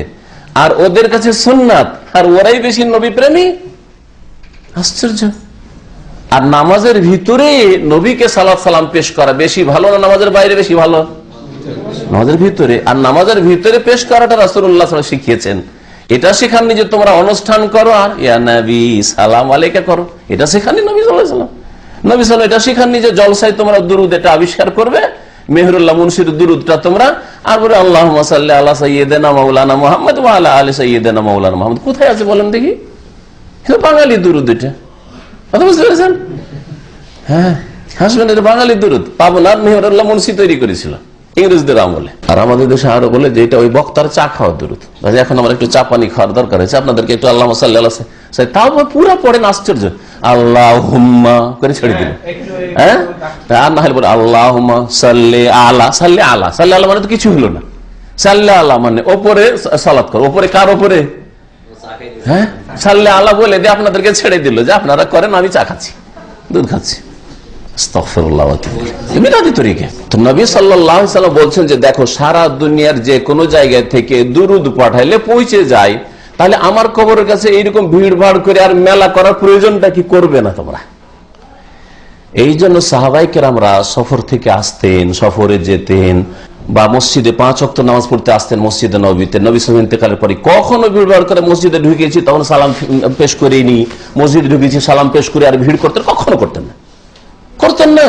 আর তারা আমাদের চাইতে বেশি ভালোবাসতেন রাসূলুল্লাহ সাল্লাল্লাহু আলাইহি ওয়াসাল্লাম, কারণ ওরা ভালো করে জানে যে এই যে নামাজ পড়লাম মসজিদ নববীতে বসে, এতেই তো সালাত সালাম পেশ করলাম। আসসালামু আলাইকা আইয়ুহান নবী ওয়া রাহমাতুল্লাহি ওয়া বারাকাতুহু, হে নবী আপনার উপর সালাম, আল্লাহর রহমত, আল্লাহর বরকত। হ্যাঁ, আর তারপরে আল্লাহুম্মা সাল্লি আলা মুহাম্মাদ, হে আল্লাহ রহমত বর্ষণ করো মুহাম্মাদের উপর সাল্লাল্লাহু আলাইহি ওয়াসাল্লাম। আল্লাহু বারিক আলা মুহাম্মাদ, আল্লাহ বরকত দান করো মুহাম্মাদের উপর, ওয়া আলা আলি মুহাম্মাদ, মুহাম্মদ সাল্লাল্লাহু আলাইহি ওয়াসাল্লামের বংশধরের উপর, ঠিক না? তাহলে নামাজের ভিতরে পেশ করে দিলাম ফুল, আর তারপরে আবার সালাম ফেরার পর আবার ভিড় করবো এখানে কবরের কাছে। নবী সাল্লাল্লাহু আলাইহি ওয়াসাল্লাম নিষেধ করেছেন, দেখো আমার কবরকে মেলায় তোমরা পরিণত করিও না। সুতরাং যারা মদিনায় গিয়ে এখনো থাকবেন আর মনে করবেন যে প্রত্যেক ওয়াক্তে নামাজ পড়ার পরে আবার কবরের কাছে হাজিরা দিতে হবে আর সালাম পড়তে হবে, এটা মেলা বানানো, এই ভিড় ভাড় মেলা বানানো, এইরকম ভিড় ভাড় করবেন না। হ্যাঁ, একবার ঠিক আছে, মদিনা গিয়েছেন, উদ্দেশ্য হচ্ছে মসজিদে নববীতে নামাজ পড়া, আর মসজিদে নামাজ পড়ে নিলেন, আর নবী সাল্লাল্লাহু আলাইহি ওয়াসাল্লাম কবর কাছে যখন চলে এসেছেন কাছাকাছি, একবার গিয়ে কবরটা জিয়ারত করে নেন, রাসূলুল্লাহ সাল্লাল্লাহু আলাইহি ওয়াসাল্লাম আর সালাম পেশ করে নেন। নবী সাল্লাল্লাহু আলাইহি ওয়াসাল্লামের উপর, আবু বকরের উপর সালাম পেশ করেন, ওমরের উপর সালাম পেশ করেন, একবার। কিন্তু মদিনায় যতদিন থাকলেন প্রত্যেকদিন একবার করে, বা প্রত্যেকদিন 5 ওয়াক্ত 5 বার করে, এগুলো বিদআতি তরিকা। কেউ যদি বলে সুন্নতি তরিকাতে প্রমাণ করুক, নবীর সাহাবীরা কেউ এরকম কাজ করতেন না, অথচ তারা আমাদের চেয়ে বেশি ভালোবাসতেন। আমাদের এক ফোঁটা ইসলামের জন্য রক্ত দিতে পারবো না, হ্যাঁ, ইসলামের জন্য গাল খেতে পারবো না। যদি আপনি গাল একবার খেয়ে নেওয়ার বলবেনই না ইসলামের কথা, ঠিক না? রাসূলুল্লাহ সাহাবায়ে কেরামরা যারা ইরাক বিজয় করছেন, যারা রোম সাম্রাজ্য বিজয় করছেন, যারা পারস্য সাম্রাজ্য বিজয় করছেন, আর যারা মাতৃভূমির কথা চিন্তাই করছেন না, কোথা থেকে কোথায় চলে যাচ্ছেন, তাদের কবর আবু আনসারীর কবর কোথায় জানেন? হ্যাঁ, তাহলে চিন্তা করেন আপনি, সাহাবায়ে কোথা থেকে কোথা পৌঁছে যাচ্ছেন, দিন ইসলামের খেদমতে রাসূলুল্লাহ সাল্লাল্লাহু আলাইহি ওয়াসাল্লাম যে দিয়ে গেছেন সেটাকে সারা পৃথিবীর মানুষের কাছে পৌঁছাতে হবে, এই ছিল তাদের চিন্তা। আর আমরা নিজের স্ত্রীর কাছে পৌঁছাবার তৌফিক আমাদের হয় না, ছেলে মেয়েদেরকে তরবিয়ত দেওয়ার তৌফিক হয় না, বাপ মায়ের কাছে পৌঁছাতে সাহস হয় না, শ্বশুর ঘরে পৌঁছাবার সাহস হয় না, মামাদের ঘরে পৌঁছাবার সাহস হয় না। না, সমালোচনার পাত্র হয়ে যাব, লোকে কি বলবে যদি বলে এটা শিরক এটা বিদআত, লোকে সমালোচনা করবে, লোকে ওয়াহাবি বলে লোকে কি বলবে, এই নিয়ে পেরেশান। কত মহব্বত করে রাসূলের সাথে, বুঝা গেছে? জি হ্যাঁ। তো রাসূলুল্লাহ সাল্লাল্লাহু আলাইহি ওয়াসাল্লাম সাহাবায়ে কেরামরা এই নবীর ওসিয়তের আমল করেছেন, উপদেশের উপর। দেখো, তোমরা ভিড় ভাড় করে যদি কবরের কাছে আসো তাহলে এটা মেলা বানিয়ে দেওয়া হবে, এই কাজ করিও না। আমার কবরের কাছে আসার উদ্দেশ্য হচ্ছে দুরুদ পেশ করা, সালাম পেশ করা। ওটা যে কোনো জায়গা থেকে হইতে পারে, মক্কা থেকে হইতে পারে, মক্কায় বসবাস করো, কুফায় বাস করো, কুফা থেকে হইতে পারে, মিশরে বাস করো, মিশর থেকে হইতে পারে, সারা দুনিয়ার যে কোনো জায়গা থেকে হইতে পারে। এই জন্য নবী সাল্লাল্লাহু আলাইহি ওয়াসাল্লাম এই কথা বলেছে। হাদিসটা আবু দাউদে রয়েছে, আর হাদিসের সনদ হচ্ছে হাসান, মানে সুন্দর, আর এর বর্ণনাকারীরা সবাই নির্ভরযোগ্য, বিশ্বস্ত। তারপরের হাদিস আগে এই হাদিস থেকে যা জানলাম অধিকাংশ বিষয়গুলো আলোচনা করেছে। নবী সাল্লাল্লাহু আলাইহি ওয়াসাল্লাম যে কবরের কাছে নামাজ পড়া শিরকের রাস্তা, এই রাস্তাকে বন্ধ করেছেন, তাই না? কবরের পাশে নামাজ পড়া শিরকের রাস্তা, যদি আল্লাহর জন্য নামাজ পড়েন তবু শিরকের রাস্তা। এই জন্য নবী সাল্লাল্লাহু আলাইহি ওয়াসাল্লাম বলছেন, দেখো তোমাদের বাড়িগুলি কবরের মতো পরিণত করি না, মানে কবরের কাছে যেমন নামাজ পড়ো না তোমরা জানো ইসলামের হুকুম, ঠিক তেমনি বাড়িকে নামাজবিহীন করিও না। আর কবর সম্পর্কে বাড়াবাড়ি করাও নিষেধ করেছেন। এই জন্য নবী সাল্লাল্লাহু আলাইহি ওয়াসাল্লামের কবরের কাছে মেলা করা নিষেধ করেছেন। মেলা করা মানে বাড়াবাড়ি করা। এমন কোন নেক মানুষ মারা গেছে আর তার কবর কাছে সকাল বিকাল ভিড় ভাড় লেগেই আছে, বসে কিছু লোক কোরআন পড়তেই আছে, হ্যাঁ, সব সময় মানুষ সেখানে হাজির, মানুষ ছোটানি নাই সেখান থেকে, তাহলে এটা মেলা মেলা লাগিয়ে দেওয়া। আর এইভাবে ধীরে ধীরে লোক সংখ্যা বাড়বে, আর দুর্বল ইমানের মানুষদের ইমানকে ইবলিস শয়তান, মানুষ শয়তান, জিন শয়তানে কেড়ে নেবে। যে এরা ওলিউল্লাহ ছিল তখন দিতে পারে, এরা মরেও মরে না, আরো শক্তিশালী হয়ে যায়। এসব কথাই শিখায় কবর মাজারপন্থীরা। এই হাদিস থেকে আমরা জানতে পারলাম যে মাশরুইয়াতুস সালাত ওয়াস সালাম আলাইহি ফি জামি আনহাইল আরদ, পৃথিবীর যে কোনো কোনায় থাকেন না কেন সেখান থেকেই নবী সাল্লাল্লাহু আলাইহি ওয়াসাল্লামের উপর সালাত সালাম পেশ করা শরীয়ত সম্মত, ওখান থেকে পেশ করবেন। আপনি কখনোই কথা চিন্তা করবেন না যে আল্লাহ রাসূল কবর কাছে যেতে পারলাম না, সেই জন্য আমি হয়তো ভাগ্যবান হইলাম না। না, আলহামদুলিল্লাহ ভাগ্যবান যে আপনি দুরুদ বেশি পেশ করতে পারছেন। আর মদিনায় বসবাস করে আর গোটা সপ্তাহে একবার দুরুদ পড়ার তৌফিক হয় না, সালাম পড়ার তৌফিক হয় না, বা নামাজ ঠিক করে পড়েন না। তার চেয়ে তো অনেক ভালো যে আপনি 10,000 কিলোমিটার দূরে থাকেন মক্কা মদিনা থেকে, কিন্তু আলহামদুলিল্লাহ রাসূলুল্লাহ সাল্লাল্লাহু আলাইহি ওয়াসাল্লাম নিয়ে আসা দিনকে ভালোবাসেন এবং সুন্নতি তরিকাতে আপনি সালাত সালাম পেশ করেন। তারপরে এই হাদিস থেকে আরো জানতে পারলাম যে আন্নাহু লা মাজিয়াতা লিল কুরবে মিন কবরিহি সাল্লাল্লাহু আলাইহি ওয়াসাল্লাম, রাসূলুল্লাহ সাল্লাল্লাহু আলাইহি ওয়াসাল্লাম কবরের নিকটবর্তী হয়ে কোনো ইবাদত করলে, কোনো কাজ করলে বা দুরূদ সালাম পেশ করলে বেশি বৈশিষ্ট্য হবে, এটা না। যদি নবীর কবরের কাছে সালাত সালাম পেশ করলে বেশি গুণের হইতো, তাহলে নবী কেন বলবেন যে তোমাদের সালাত সালাম যে কোনো জায়গা থেকে পৌঁছে, এই কথা কেন বলবেন? তাহলে বলতেন যে হ্যাঁ, আমার কবরের কাছে এসে যদি সালাত সালাম পেশ করো তাহলে বেশি সওয়াব পাবে, বলেছেন। বরং বলছে ফাইন্না সালাতুকুম তাবলুগুনি হাইসু কুনতুম, তোমরা যেখানে থাকো না কেন সেখান থেকে আমার কাছে তোমাদের সালাত দুরুদ পৌঁছে যায়। নবী সাল্লাল্লাহু আলাইহি ওয়াসাল্লাম তাওহীদের হেফাজতের জন্যই এই কথাটা বলেছেন, যে হাদিসটা তাওহীদের হেফাজতের জন্য। আমার কবরকে মেলা বানাবে, মেলা বানাতে বানাতে ভাববে যে তাহলে কিছু পেতে পারি এখানে, আর এখানে আসে বিশেষ কিছু বৈশিষ্ট্য হাসিল হইতে পারে ইত্যাদি। ওয়ান আলী ইবনুল হুসাইন রাদিয়াল্লাহু আনহুম আন্নাহু রাআ রাজুলান ইয়াজিউ ইলা ফুরজাতিন কানাত ইনদা কবরিন নবী সাল্লাল্লাহু আলাইহি ওয়াসাল্লাম ফায়াদখুলু ফিহা ফায়াদউ ফানাহাহু। আলী ইবনে হুসাইন, আলী ইবনে হুসাইন ইবনে আলী ইবনে আবি তালেব, ইনি হুসাইনের ছেলে আলী। আর হুসাইন কার ছেলে? আলীর ছেলে, হ্যাঁ, বড় আলী, চতুর্থ খলিফা আলী। আর আলী কার ছেলে? আবু তালেবের ছেলে, বুঝতে পারলেন না? এই আলী ইনি হচ্ছেন ছোট আলী। ছোট আলী মানে মান সম্মানের না, বয়সের দিক থেকে বলছি। চতুর্থ খলিফার নাতি এটা, আলী ইবনুল হুসাইন বিন আলী রাদিয়াল্লাহু আনহু। হুসাইন রাদিয়াল্লাহু তাআলা আনহু যিনি শহীদ হয়েছেন কারবালায়, তার ছেলে আলী, যার উপাধি ছিল জাইনুল আবেদিন। কি ছিল উপাধি? জাইনুল আবেদিন। নামটা শুদ্ধ করে নেন, আমাদের দেশের লোকেরা কি করে? জয়নাল আবদিন। একটা জাইনুলকে জয়নাল বানিয়ে দিল, আর আবেদিনকে আবদিন করে দিল, দিয়ে অর্থই পাল্টে দিল, কোনো অর্থই থাকলো না, তরজমাই থাকলো না তার। কত বিকৃতি! জাইন মানে হচ্ছে অলংকার, এই জন্য জিনত, জিনত মানে অলংকার, তাই না? ওয়ালা ইউবদিনা জিনাতাহুন্না, জাইন মানে অলংকার। আর আবেদিন মানে এবাদতকারী, এবাদতকারীদের অলংকার শোভা ছিলেন ইনি। এই উপাধি তাবেইনরা তাকে দিয়েছিলেন এই জন্য যে এত বেশি ইবাদত বন্দেগী করতেন, ফরজের পর নফল ইবাদত বন্দেগী, বেশি বেশি কোরআন তেলাওয়াত, বেশি বেশি নামাজ পড়া, লম্বা তাহাজ্জুদ পড়া, সালাতুদ দুহা পড়া, খুব বেশি নফল পড়তেন। যার ফলে এত পরেজগার হওয়ার কারণেই তাকে লাকাব বা উপাধি দেওয়া হয়েছিল জাইনুল আবেদিন বলে। তার ইন্তেকাল 93 হিজরিতে, তোমরা সাহাবায়ে কেরামদের জামানাতে, সাহাবায়ে কেরামদের শেষ সাহাবী মক্কাতুল মুকাররমে ইন্তেকাল করেছেন 110 হিজরিতে, আবু তুফাইল দৌসি রাদিয়াল্লাহু। আবু তুফাইল দৌসি 10 বংশ, এই 10 বংশ আলবাহা এলাকা, যে এলাকা থেকে আমি গতকালকে ঘুরে এলাম।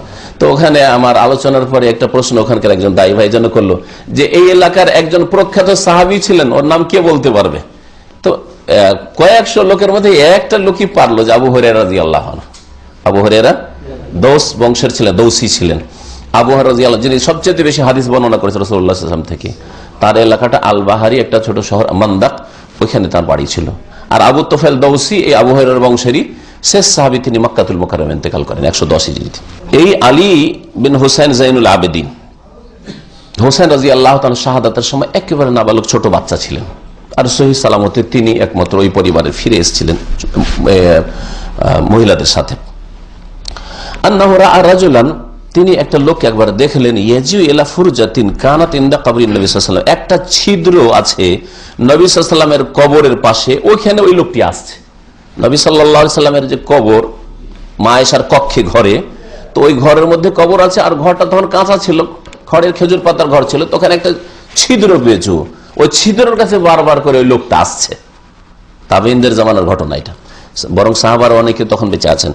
ওই লোকটি আসছে ওই সময়, আর আসার পর কি করে বারবার এসে ফায়াদখুলু ফিহা, আর বারবার ওই ছিদ্র দিয়ে ঢুকছে, ফায়াদু, আর দোয়া করেছে, মানে কবরের কাছে ভিতরে গিয়ে ওখানে দোয়া করেছে। ফানাহাহু, তখন আলী জাইনুল আবেদিন, চতুর্থ খলিফা আলী রাদিয়াল্লাহু তাআলা আনহুর নাতি, আর হুসাইন যে আল্লাহর রাস্তার শহীদ, মজলুম, এই হুসাইন রাদিয়াল্লাহু তাআলা আনহুর ছেলে, তিনি কি বলছেন? ভালো কাজ করছো, নবীর মহব্বত পেশ করছো, আশেকে রসুল নাকি, কি বলছে? ফানাহাহু, নিষেধ করলেন যে ঘন ঘন তুমি এসে নবীর কবর কাছে কেন ঢুকছো তুমি এখানে? নাহাহু, নিষেধ করলেন। ওয়াকাল, আর বললেন, শোনো, আলা ওয়াহাদিসুম হাদিসান, কিন্তু কঠোর ভাষা তারা ব্যবহার করতেন না। কি জন্য? কারণ উত্তম ভাষায় যদি ভালো কথা বলেন তো সবাই কবুল করবে। দেখো, তোমাদেরকে কি একটা হাদিস শুনিয়ে দেব, রসুলের হাদিস, আমার জন্য মানা ফরজ, তোমার জন্য মানা ফরজ। হ্যাঁ, আমি নিজের কথা বলছি না, এই জন্য দলিল ভিত্তিক কথা বলতে হবে। তিনি নিজের কথা শুধু বললেন না, দলিল বলছেন। তোমাদেরকে একটা হাদিস শুনিয়ে দেব, কি সামিআতুহু মিন আবি, যা আমি আমার পিতার কাছ থেকে শুনেছি। তার পিতাকে হুসাইন রাদিয়াল্লাহু তাআলা আনহু। আন জাদ্দি, আর আমার পিতা বর্ণনা করেছেন আমার দাদা থেকে, কে?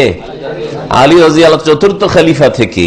আর আলী রাদিয়াল্লাহু তাআলা আনহু আন রাসূলিল্লাহ, তার শ্বশুর, চাচাতো ভাই, রাসূলুল্লাহ সাল্লাল্লাহু আলাইহি ওয়াসাল্লাম থেকে বর্ণনা করছেন। কালা, রাসূলুল্লাহ সাল্লাল্লাহু আলাইহি ওয়াসাল্লাম বলেছেন, লা তাত্তাখিযু কবরি ঈদান, আমার কবরকে তোমরা মেলায় পরিণত করিও না, ভিড় ভাড় করে আসিও না দলবদ্ধ ভাবে, আর সময় নির্ধারণ করিও না যে অমুক তারিখে অমুক দিনে আসবো। ওরস কখন লাগায় আমাদের দেশের বিদাতপন্থীরা, কবর মাজারপন্থীরা? ওরস কোন দিনকে বলে জানেন না? জানেন না? ওরসের শাব্দিক অর্থ হচ্ছে বিবাহ, আর এরা ওই পীরের বিবাহ লাগায় কোন দিন জানেন? মৃত্যু দিবস। পীর যদি হয় তো পীরের মৃত্যু দিবসকে ইয়াউমুল ওয়াফাত বলে না, ওয়াফাতের দিন, ইন্তেকালের দিন বলে না। কারণ তাদের কাছে মরেইনি তো পীর, বেঁচে আছে, ওদেরকে দিচ্ছে তো রুজি রুটি, সব রুজি রুটি দিচ্ছে। আর বাংলাদেশের অশান্তি দূর হয় না, রুজি রুটি দিচ্ছে। আর ইরাকের অশান্তি আব্দুল কাদের জিলানী দূর করতে পারে না, আর রুজি রুটি দিচ্ছে। আর ভারতের খাজা মঈনুদ্দিন চিশতি ভারতের দাঙ্গা ফাসাদ দূর করতে পারে, বালা মুসিবত দূর করতে পারে না মুসলিমদের? বলেন তো দেখি, কেউ আল্লাহ ছাড়া কিছু দিতে পারে না, সব শিরকি কথা। রাসূলুল্লাহ সাল্লাল্লাহু আলাইহি ওয়াসাল্লাম বলে, লা তাত্তাখিযু কবরি ঈদান, আমার কবরকে তোমরা মেলার স্থানে পরিণত করিও না। কথা কমপ্লিট হয়নি। ছিলাম যে পীরদের কবরে যে বছরে একবার বা দুইবার একটা মেলা লাগা, ওই মেলার নাম হচ্ছে ওরস। শুধু ওরস না, ওরসের মেলাও বলে বাঙালিরা, বলে না? হিন্দুদের পূজার মেলা আর মুসলিমদের ওরসের মেলা। এই ওরস শব্দটা কোত্থেকে আসলো সাধারণ মানুষ বেচারারা জানে না, আর বিদাতি মোল্লারা চোখে ধুলা দিয়ে রেখেছে। ওরস মানে হচ্ছে বিবাহ শাদী। সৌদিরাকে যে জিজ্ঞেস করবেন, আরুস বলে পাত্রীকে, কন্যা যার বিবাহ হচ্ছে আরুস, আর আরিস বলে বরকে। আরিস বলে, আইন রা ইয়াসিন মানে আরিস মানে বর, আর আরুস মানে হচ্ছে মহিলা, যে মেয়ের বিয়ে হচ্ছে যুবতী, ওকে বলা হয় আরুস বলা হয়। আর ওই যে ড্রেসটা যদি লেডিস মার্কেটে চলে যায়, যে বিবাহের দিনের ড্রেসটা তৈরি করা হয় মেয়েটার, ওইটার নাম হচ্ছে আরুসা, নাম হচ্ছে আরুসা, বুঝলেন। আর আমাদের ভারত বাংলাদেশে বা পাকিস্তানে কবর মাজার পূজার দেশে, ওই পীরের কবরে যে মেলা লাগে বছরে একবার বা দুইবার, ওটার নাম হচ্ছে ওরস। কেন ওরস? ওরস দিনটা কোন দিনটা তাদের কাছে? মৃত্যুর দিন, কিন্তু মৃত্যুর দিন বলে না, মৃত্যু দিবস বলে না। শেখ মুজিব সাহেব হইলে তার মৃত্যু দিবস বলবে, আর জিয়াউল হক হইলে তার, জিয়াউর রহমান হইলে তার মৃত্যু দিবস বলবে, তাই না? কিন্তু পীর সাহেব হইলে মৃত্যু দিবস বলে বেয়াদবি হয়ে যাবে। তারা তো মারা যান না, তারা মারা যান না, বেয়াদবি হয়ে যাবে। সেজন্য কি বলতে হবে? ওরস বলতে হবে। তো যখন বেঁচে আছে তো জন্ম দিবস বলে দাও, তো বিবাহ দিবস কেন? ওরসের মেলা কেন জানেন? এ পাগল, রে পাগল, এরা বড়ই পাগল, বিদাতি পাগল। এরা বলছে যে এই দুনিয়াতে আল্লাহ পাকের প্রেমে পাগল ছিল, লাইলা মাজনুর মতো। দেখেন তাদের পীরদের কিতাবে লাইলা মাজনুর কিচ্ছা কাহিনী, আল্লাহর প্রেম, আল্লাহর ভালোবাসা বুঝাতে গিয়ে ওই লাইলা মাজনুর কিচ্ছা কাহিনী বয়ান করেছে। বলছে আল্লাহর প্রেমে পাগল ছিল, আল্লাহর সাথে দেখা হয় না, দেখা হয় না, দেখা হয় না। যেদিন মৌত হইল সেদিন আল্লাহর সাথে কি হয়ে গেল? দিদার দেখা হয়ে গেল। সেই জন্য এখন যেন আল্লাহর সাথে ওরস বিবাহ সাদিয়ে ব্যাপার স্যাপার। কত বড় বেয়াদবি! মানে যেমন একটা যুবক শুনেছে মহিলা খুব স্বাদের জিনিস, নারী জাতি খুব স্বাদের জিনিস, খুব সুখের জিনিস, কিন্তু বিবাহর ময়দানে কোনোদিন পা দেয়নি। স্বপ্নের জগতে শুধু কল্পনা জল্পনা করে, কখন বাপ মা বিয়ে দিবে, কখন বাপ মা বিয়ে দিবে। মেয়েটাও শুনেছে যে পুরুষ স্বামী জাতি স্বামী খুব ভালো মানুষ, আর স্বামী খুব সুখের জিনিস, দাম্পত্য জীবন খুব সুখের জীবন। ও কল্পনা জল্পনা করছিল। দুইজনে ওই বাসর রাতে যে দেখা হইল, কি যে মজার রাত, তাই না? তো বাসর রাতের সাথে তুলনা করেছে ওই পীরের ইন্তেকালের দিনকে। বাসর রাতে বরকন্যার দেখা সাক্ষাৎ হয়, আমোদ ফুর্তি, মজার রাত। আর এই বিদাতীদের পীরের ইন্তেকালের দিনটা আল্লাহর সাথে সাক্ষাৎ। আর কিসের বাসরের রাত? আউযুবিল্লাহ তাদের ভাষায়। এই জন্য এই ওরসের মেলা, মৃত্যু দিবসকে কি বলে? ওরসের মেলা। তারপর আরো দুঃখের বিষয় যে মৃত্যু তো একবারই হয়েছে, একটাই দিনে না, বছরে দুদিন তো হয়নি না, একদিন হয়েছে। তাহলে একটা দিন ওরস হইতো। শাহজালালের জীবনের বইটা পড়ে দেখবেন, আর বিদাতি বই পড়তে বলছি না আমি। কোনো ভাই তওবা করে জমা দিয়ে গেছিল, তাদের দেখলাম বলছে যে বাবা শাহজালাল মাজারে বছরে 2 বার ওরস লাগে। মানে আল্লাহর সাথে তার বাসর হয়, প্রেমের সাক্ষাৎ, এটা হচ্ছে বছরে 2 বার। কত এইসব বেয়াদবি কথা! আল্লাহর সাথে যারা বেয়াদবি করে তাদের কি অবস্থা? ইউযিন ইবনে আদম, আদম সন্তান বড়ই কষ্ট দিয়ে থাকে আমাকে, আদম সন্তান বড়ই কষ্ট দিয়ে থাকে আমাকে। আল্লাহ পাক রব্বুল আলামিন হাদিসে কুদসিতে বলছেন, এই ভাষা দিয়ে যে ওরস, আল্লাহর সাথে বাসর, আল্লাহর সাথে সাক্ষাৎ পীরের হচ্ছে, এগুলো দিয়ে আল্লাহ পাককে এরা কষ্ট দিয়েছে।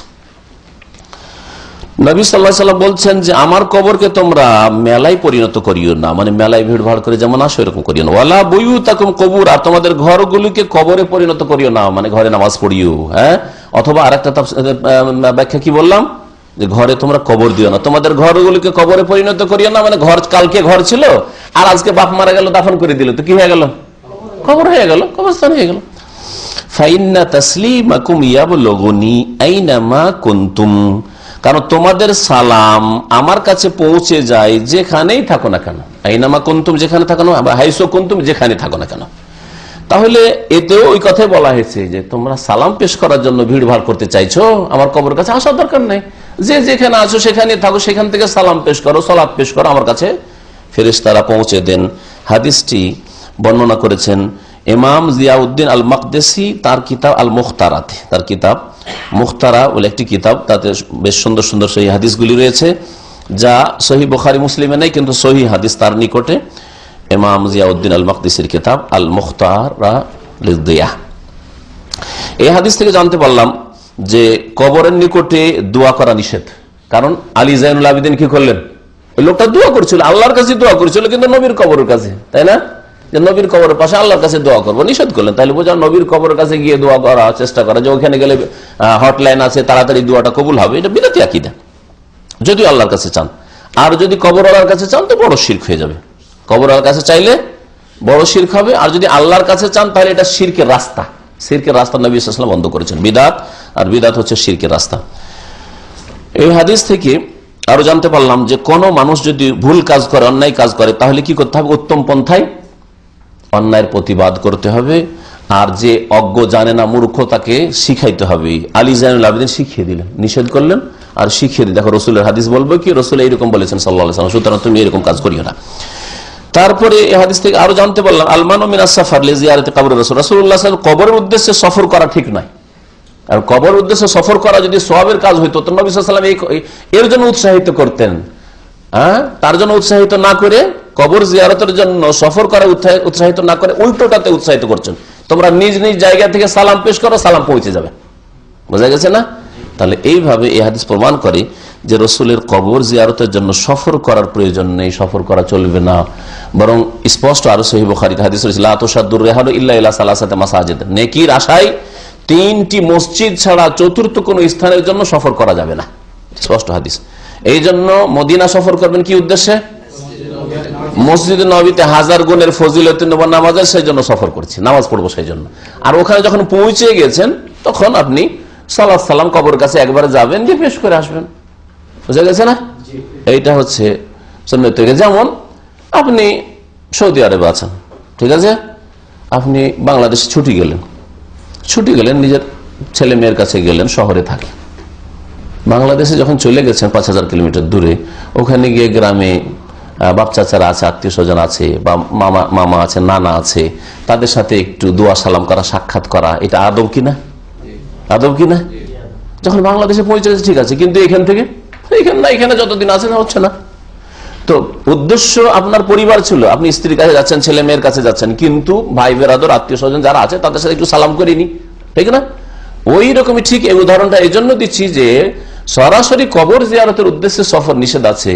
আর আপনি মদিনা যখন পৌঁছে গেছেন, নবী সাল্লাল্লাহু কবরের কাছাকাছি যখন পৌঁছে গেছেন, তখন আদব হচ্ছে যে নবী সাল্লাল্লাহু কবরের কাছে গিয়ে একবার সালাম পেশ করে, আসসালামু আলাইকা ইয়া রাসূলুল্লাহ ওয়া রাহমাতুল্লাহ, এইভাবে পেশ করে, আসসালামু আলাইকা ইয়া আবা বকরিন খলিফাত রাসূলিল্লাহ সাল্লাল্লাহু আলাইহি ওয়াসাল্লাম জাযাকাল্লাহু খাইর, ইত্যাদি এইভাবে যা বলার, যেগুলি আমার কবর জিয়ারত বা মদিনার জিয়ারতের আদব কায়দা সম্পর্কে যে আলোচনা আছে তাতে বিস্তারিত উল্লেখ করা হয়েছে।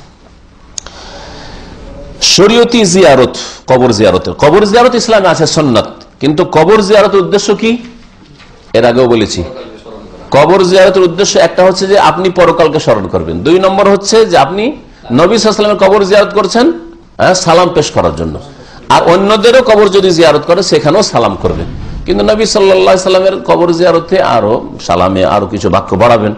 ধরেন আপনি কবর কাছ দিয়ে যাচ্ছেন, সাধারণ কবর, আসসালামু আলাইকুম হয়ে গেল, ইয়া আহলাল কবর ইত্যাদি হয়ে গেল, ইয়া আহলাদ দিয়ার মিনাল মুমিনিন, কিন্তু নবী সাল্লাল্লাহু আলাইহি ওয়াসাল্লাম কবরের কাছে আসসালামু আলাইকা ইয়া রাসূলুল্লাহ ওয়া রাহমাতুল্লাহি ওয়া বারাকাতুহু জাযাকাল্লাহু আন উম্মাতিকা খায়রান ইত্যাদি ইত্যাদি বললেন, কাদ আদাইতাল আমানাতা ওয়া নাসাহাতাল উম্মাত ইত্যাদি বললেন। জি, ইয়া খাতামুন নবিয়্যিন, অসুবিধা নেই, শেষ নবী, নিঃসন্দেহে নবী সাল্লাল্লাহু আলাইহি ওয়াসাল্লাম শেষ নবী। তো আসসালামু আলাইকা ইয়া রাসূলুল্লাহ যখন বলছেন, তো আসসালামু আলাইকা ইয়া খাতামুন নবিয়্যিন, সালাম পেশ করার ক্ষেত্রে অবশ্যই পেশ করতে পারেন। তো নবী সাল্লাল্লাহু আলাইহি ওয়াসাল্লামের কবরের কাছে সালাম পেশ করার জন্য যাবেন, ওখানে কিছু চাওয়ার জন্য যাবেন না। আল্লাহর কাছে চাইবো, নবীর কবরের কাছে গিয়ে এটাও করবেন না, বিদআত আর শিরকের রাস্তা। আর নবীর কাছে চাইবো যদি মনে করেন বা পাইবো, তাহলে এটা হবে শিরক।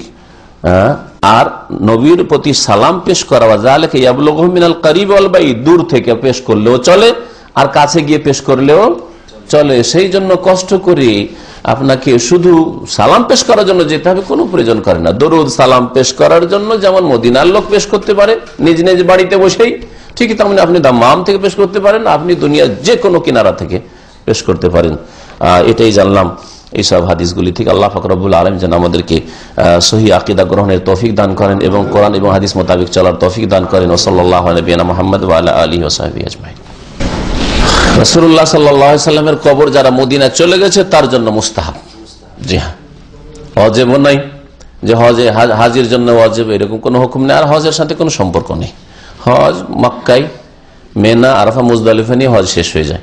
তবে যারা জীবনে একবার হজে আসছে তাদের জন্য উচিত হবে যে মক্কা যখন পৌঁছে মদিনাও চলে যায়, আর হয়তো আসতে পাবো না।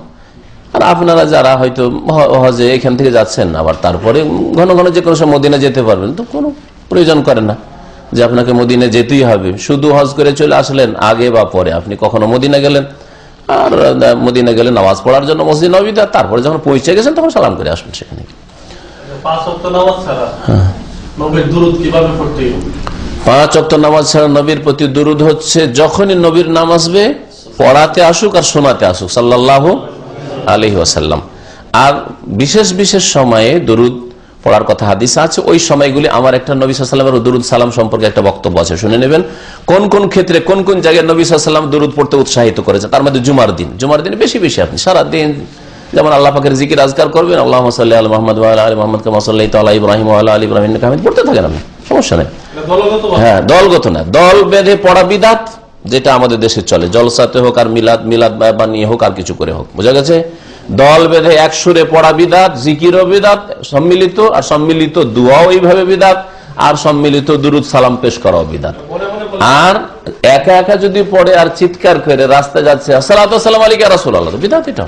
নবী সাহাবীরা এরকম পাগলামি করেন না যে রাস্তায় যাবে আর বলবে আসসালামু আলাইকা ইয়া রাসূলুল্লাহ, আসসালামু আলাইকা ইয়া রাসূলুল্লাহ। জি, বাবু সালাম থেকে বেরোচ্ছে একটা মিসরি আমাদের ছাত্র জীবনে, আর আসসালামু আলাইকা ইয়া রাসূলুল্লাহ এইটা বলে যদি থাকতো তো বিদআতই হইতো। তার সাথে মাদাদ ইয়া রাসূলুল্লাহ, মানে হে রাসূলুল্লাহ সাহায্য করেন শিরক করলো। জি হ্যাঁ, এইভাবে দোয়া করা যাবে কিনা? আল্লাহ আমার সালাম আপনার রাসূলের নিকট পৌঁছে দেন, এইভাবে দোয়া করা যাবে? হ্যাঁ, আল্লাহ আমার সালাম তোমার নবীর কাছে পৌঁছে দাও বলতে পারেন, কিন্তু না বলে এটা মানে বেকার কথাই খানিকটা। কারণ আল্লাহ আগে নিশ্চয়তা দিয়েছেন যে আপনি দুরূদ পড়লে, যতক্ষণ এই কথাটা বললেন ততক্ষণ আরেকবার দুরূদ পড়ে নিতে পারতেন, কারণ অটোমেটিক্যালি লাগানোই আছে ফেরেশতা এই ডিউটিতে। তার উপরে আল্লাহকে তাগিদ করছেন যে আল্লাহ কি জানি ফেরেশতা না বললে যে আমার দুরূদটা পৌঁছে দেন। হ্যাঁ, পাগলামি এটা খানিকটা। একজন মুমিন মানুষ তার মূল্যবান সময়কে বেকার কাজে, ফালতু কাজে লাগায় না। হ্যাঁ, সার্থক জীবন, সুতরাং সার্থক জীবনে স্বার্থে লাগায়। আমি হে আল্লাহ আমার এই সালাত সালামটা তোমার নবীর কাছে পৌঁছে দাও, এটা যতক্ষণ বলতে লাগলো ততক্ষণ আল্লাহুম্মা সাল্লি আলা মুহাম্মাদ পড়ে দিতে পারতাম, হ্যাঁ সাল্লাল্লাহু আলাইহি সাল্লাম পড়ে দিতে পারতাম, ঠিক না? তো আমি কাজে লাগালাম, 10 বার রহমত নাযিল হলো, আপনার 10 বার হলো না। আল্লাহ বলছে আরে দেখুন আমি তো ফেরেশতাকে লাগিয়ে রেখেছি, তোর বলার কি প্রয়োজন করে? হ্যাঁ, ফেরেশতা তো লাগানোই আছে সবসময়, শুধু সিজদার অবস্থায় না। এটা ভুল কথা, এটা ভুল কথা। আল্লাহ সব জায়গায় দেখছেন, এটা মনে রাখতে হবে। খালি নামাজের সিজদার অবস্থায় দেখছেন, যারা মনে রাখে তার নামাজের অবস্থায় খুব পরোজি মানুষ, আর দোকানে গেলে ঝুঠা কথা বলে, আর কফিলে চুরিও করতে পারবে, দাদা বুঝতে পারছেন? বেঈমানি খেয়ানত করতে পারে, যেমন আল্লাহ সবসময় আমাকে দেখছেন, ডিউটি করেছে এখানেও দেখছেন, যেমন নামাজে আল্লাহ দেখছেন। হাজির নাজির কথাটা এক অর্থে ঠিক আর এক অর্থে ঠিক না। হাজির মানে উপস্থিত, আল্লাহর জ্ঞান যদি বলেন আর ক্ষমতা, তাহলে আল্লাহ উপস্থিত, কিন্তু আল্লাহ পাকের সত্তা হাজির, আল্লাহর সত্তা আর হাজিমে। সুতরাং হাজির যদি বলেন যে সত্তাগত ভাবে হাজির, তাহলে অন ইসলামিক কথা, হ্যাঁ, এটা জায়েজ নয়। আর যদি বলেন আল্লাহ পাকের এলম হাজির, সবকিছু আল্লাহ দেখছেন জানছেন, আল্লাহ পাকের ক্ষমতা হাজির, আল্লাহ ক্ষমতার বাইরে যেতে পারে না কেউ, তাহলে ঠিক আছে। আর নাজের কথাটা, নাজের মানে যিনি দেখছেন, নাজের নজর থেকে তিনি নজর রাখছেন, তো এটা ঠিক যে আল্লাহ পাক আরশ আজিম থেকে সব কিছুর উপর, সব সূক্ষ্ম জিনিসের উপর নজর রাখছেন। দিয়ে নামাজ পড়বে, বিনা বাতিতে নামাজ পড়বে, অসুবিধা নেই। কিন্তু যেসব জায়গাতে সাপ বিচ্ছুর আশঙ্কা আছে ওখানে অন্ধকার নামাজ পড়বে না, আর এমনি অন্ধকার নামাজ পড়তে পারে। আর অন্ধকার করতেই হবে তাহাজ্জুদের জন্য, এটাও কোনো জরুরি নেই, বাতি দিবে, অসুবিধা। বাতি দিলে একটু খুশুখুশু হয়তো কম হয়, আশেপাশে লোকজন আছে হয়তো, এইটাই হয়তো ভাবছে, কিন্তু না, এটা কোনো শরীয়তি বিষয় নাই। লাইট দিলেও তাহাজ্জুদ পড়তে পারেন, আবার অন্ধকার করেও তাহাজ্জুদ পড়তে পারেন। যদি দেখেন রুমে লোকেরা শুয়ে আছে আর লাইট জ্বালেন, তাহলে মানুষকে কষ্ট দিলেন, এই তাহাজ্জুদ পড়ে গুনাহ হবে। মসজিদের ভিতরে দুটোই করতে পারেন, লাইট জ্বেলেও পড়তে পারেন। আর অধিকাংশ মানুষ কি চাইছে? লাইট জ্বালতে চাইছে, কোনো অসুবিধা। অধিকাংশ অন্ধকার করতে চাইছে, কোনো অসুবিধা নেই।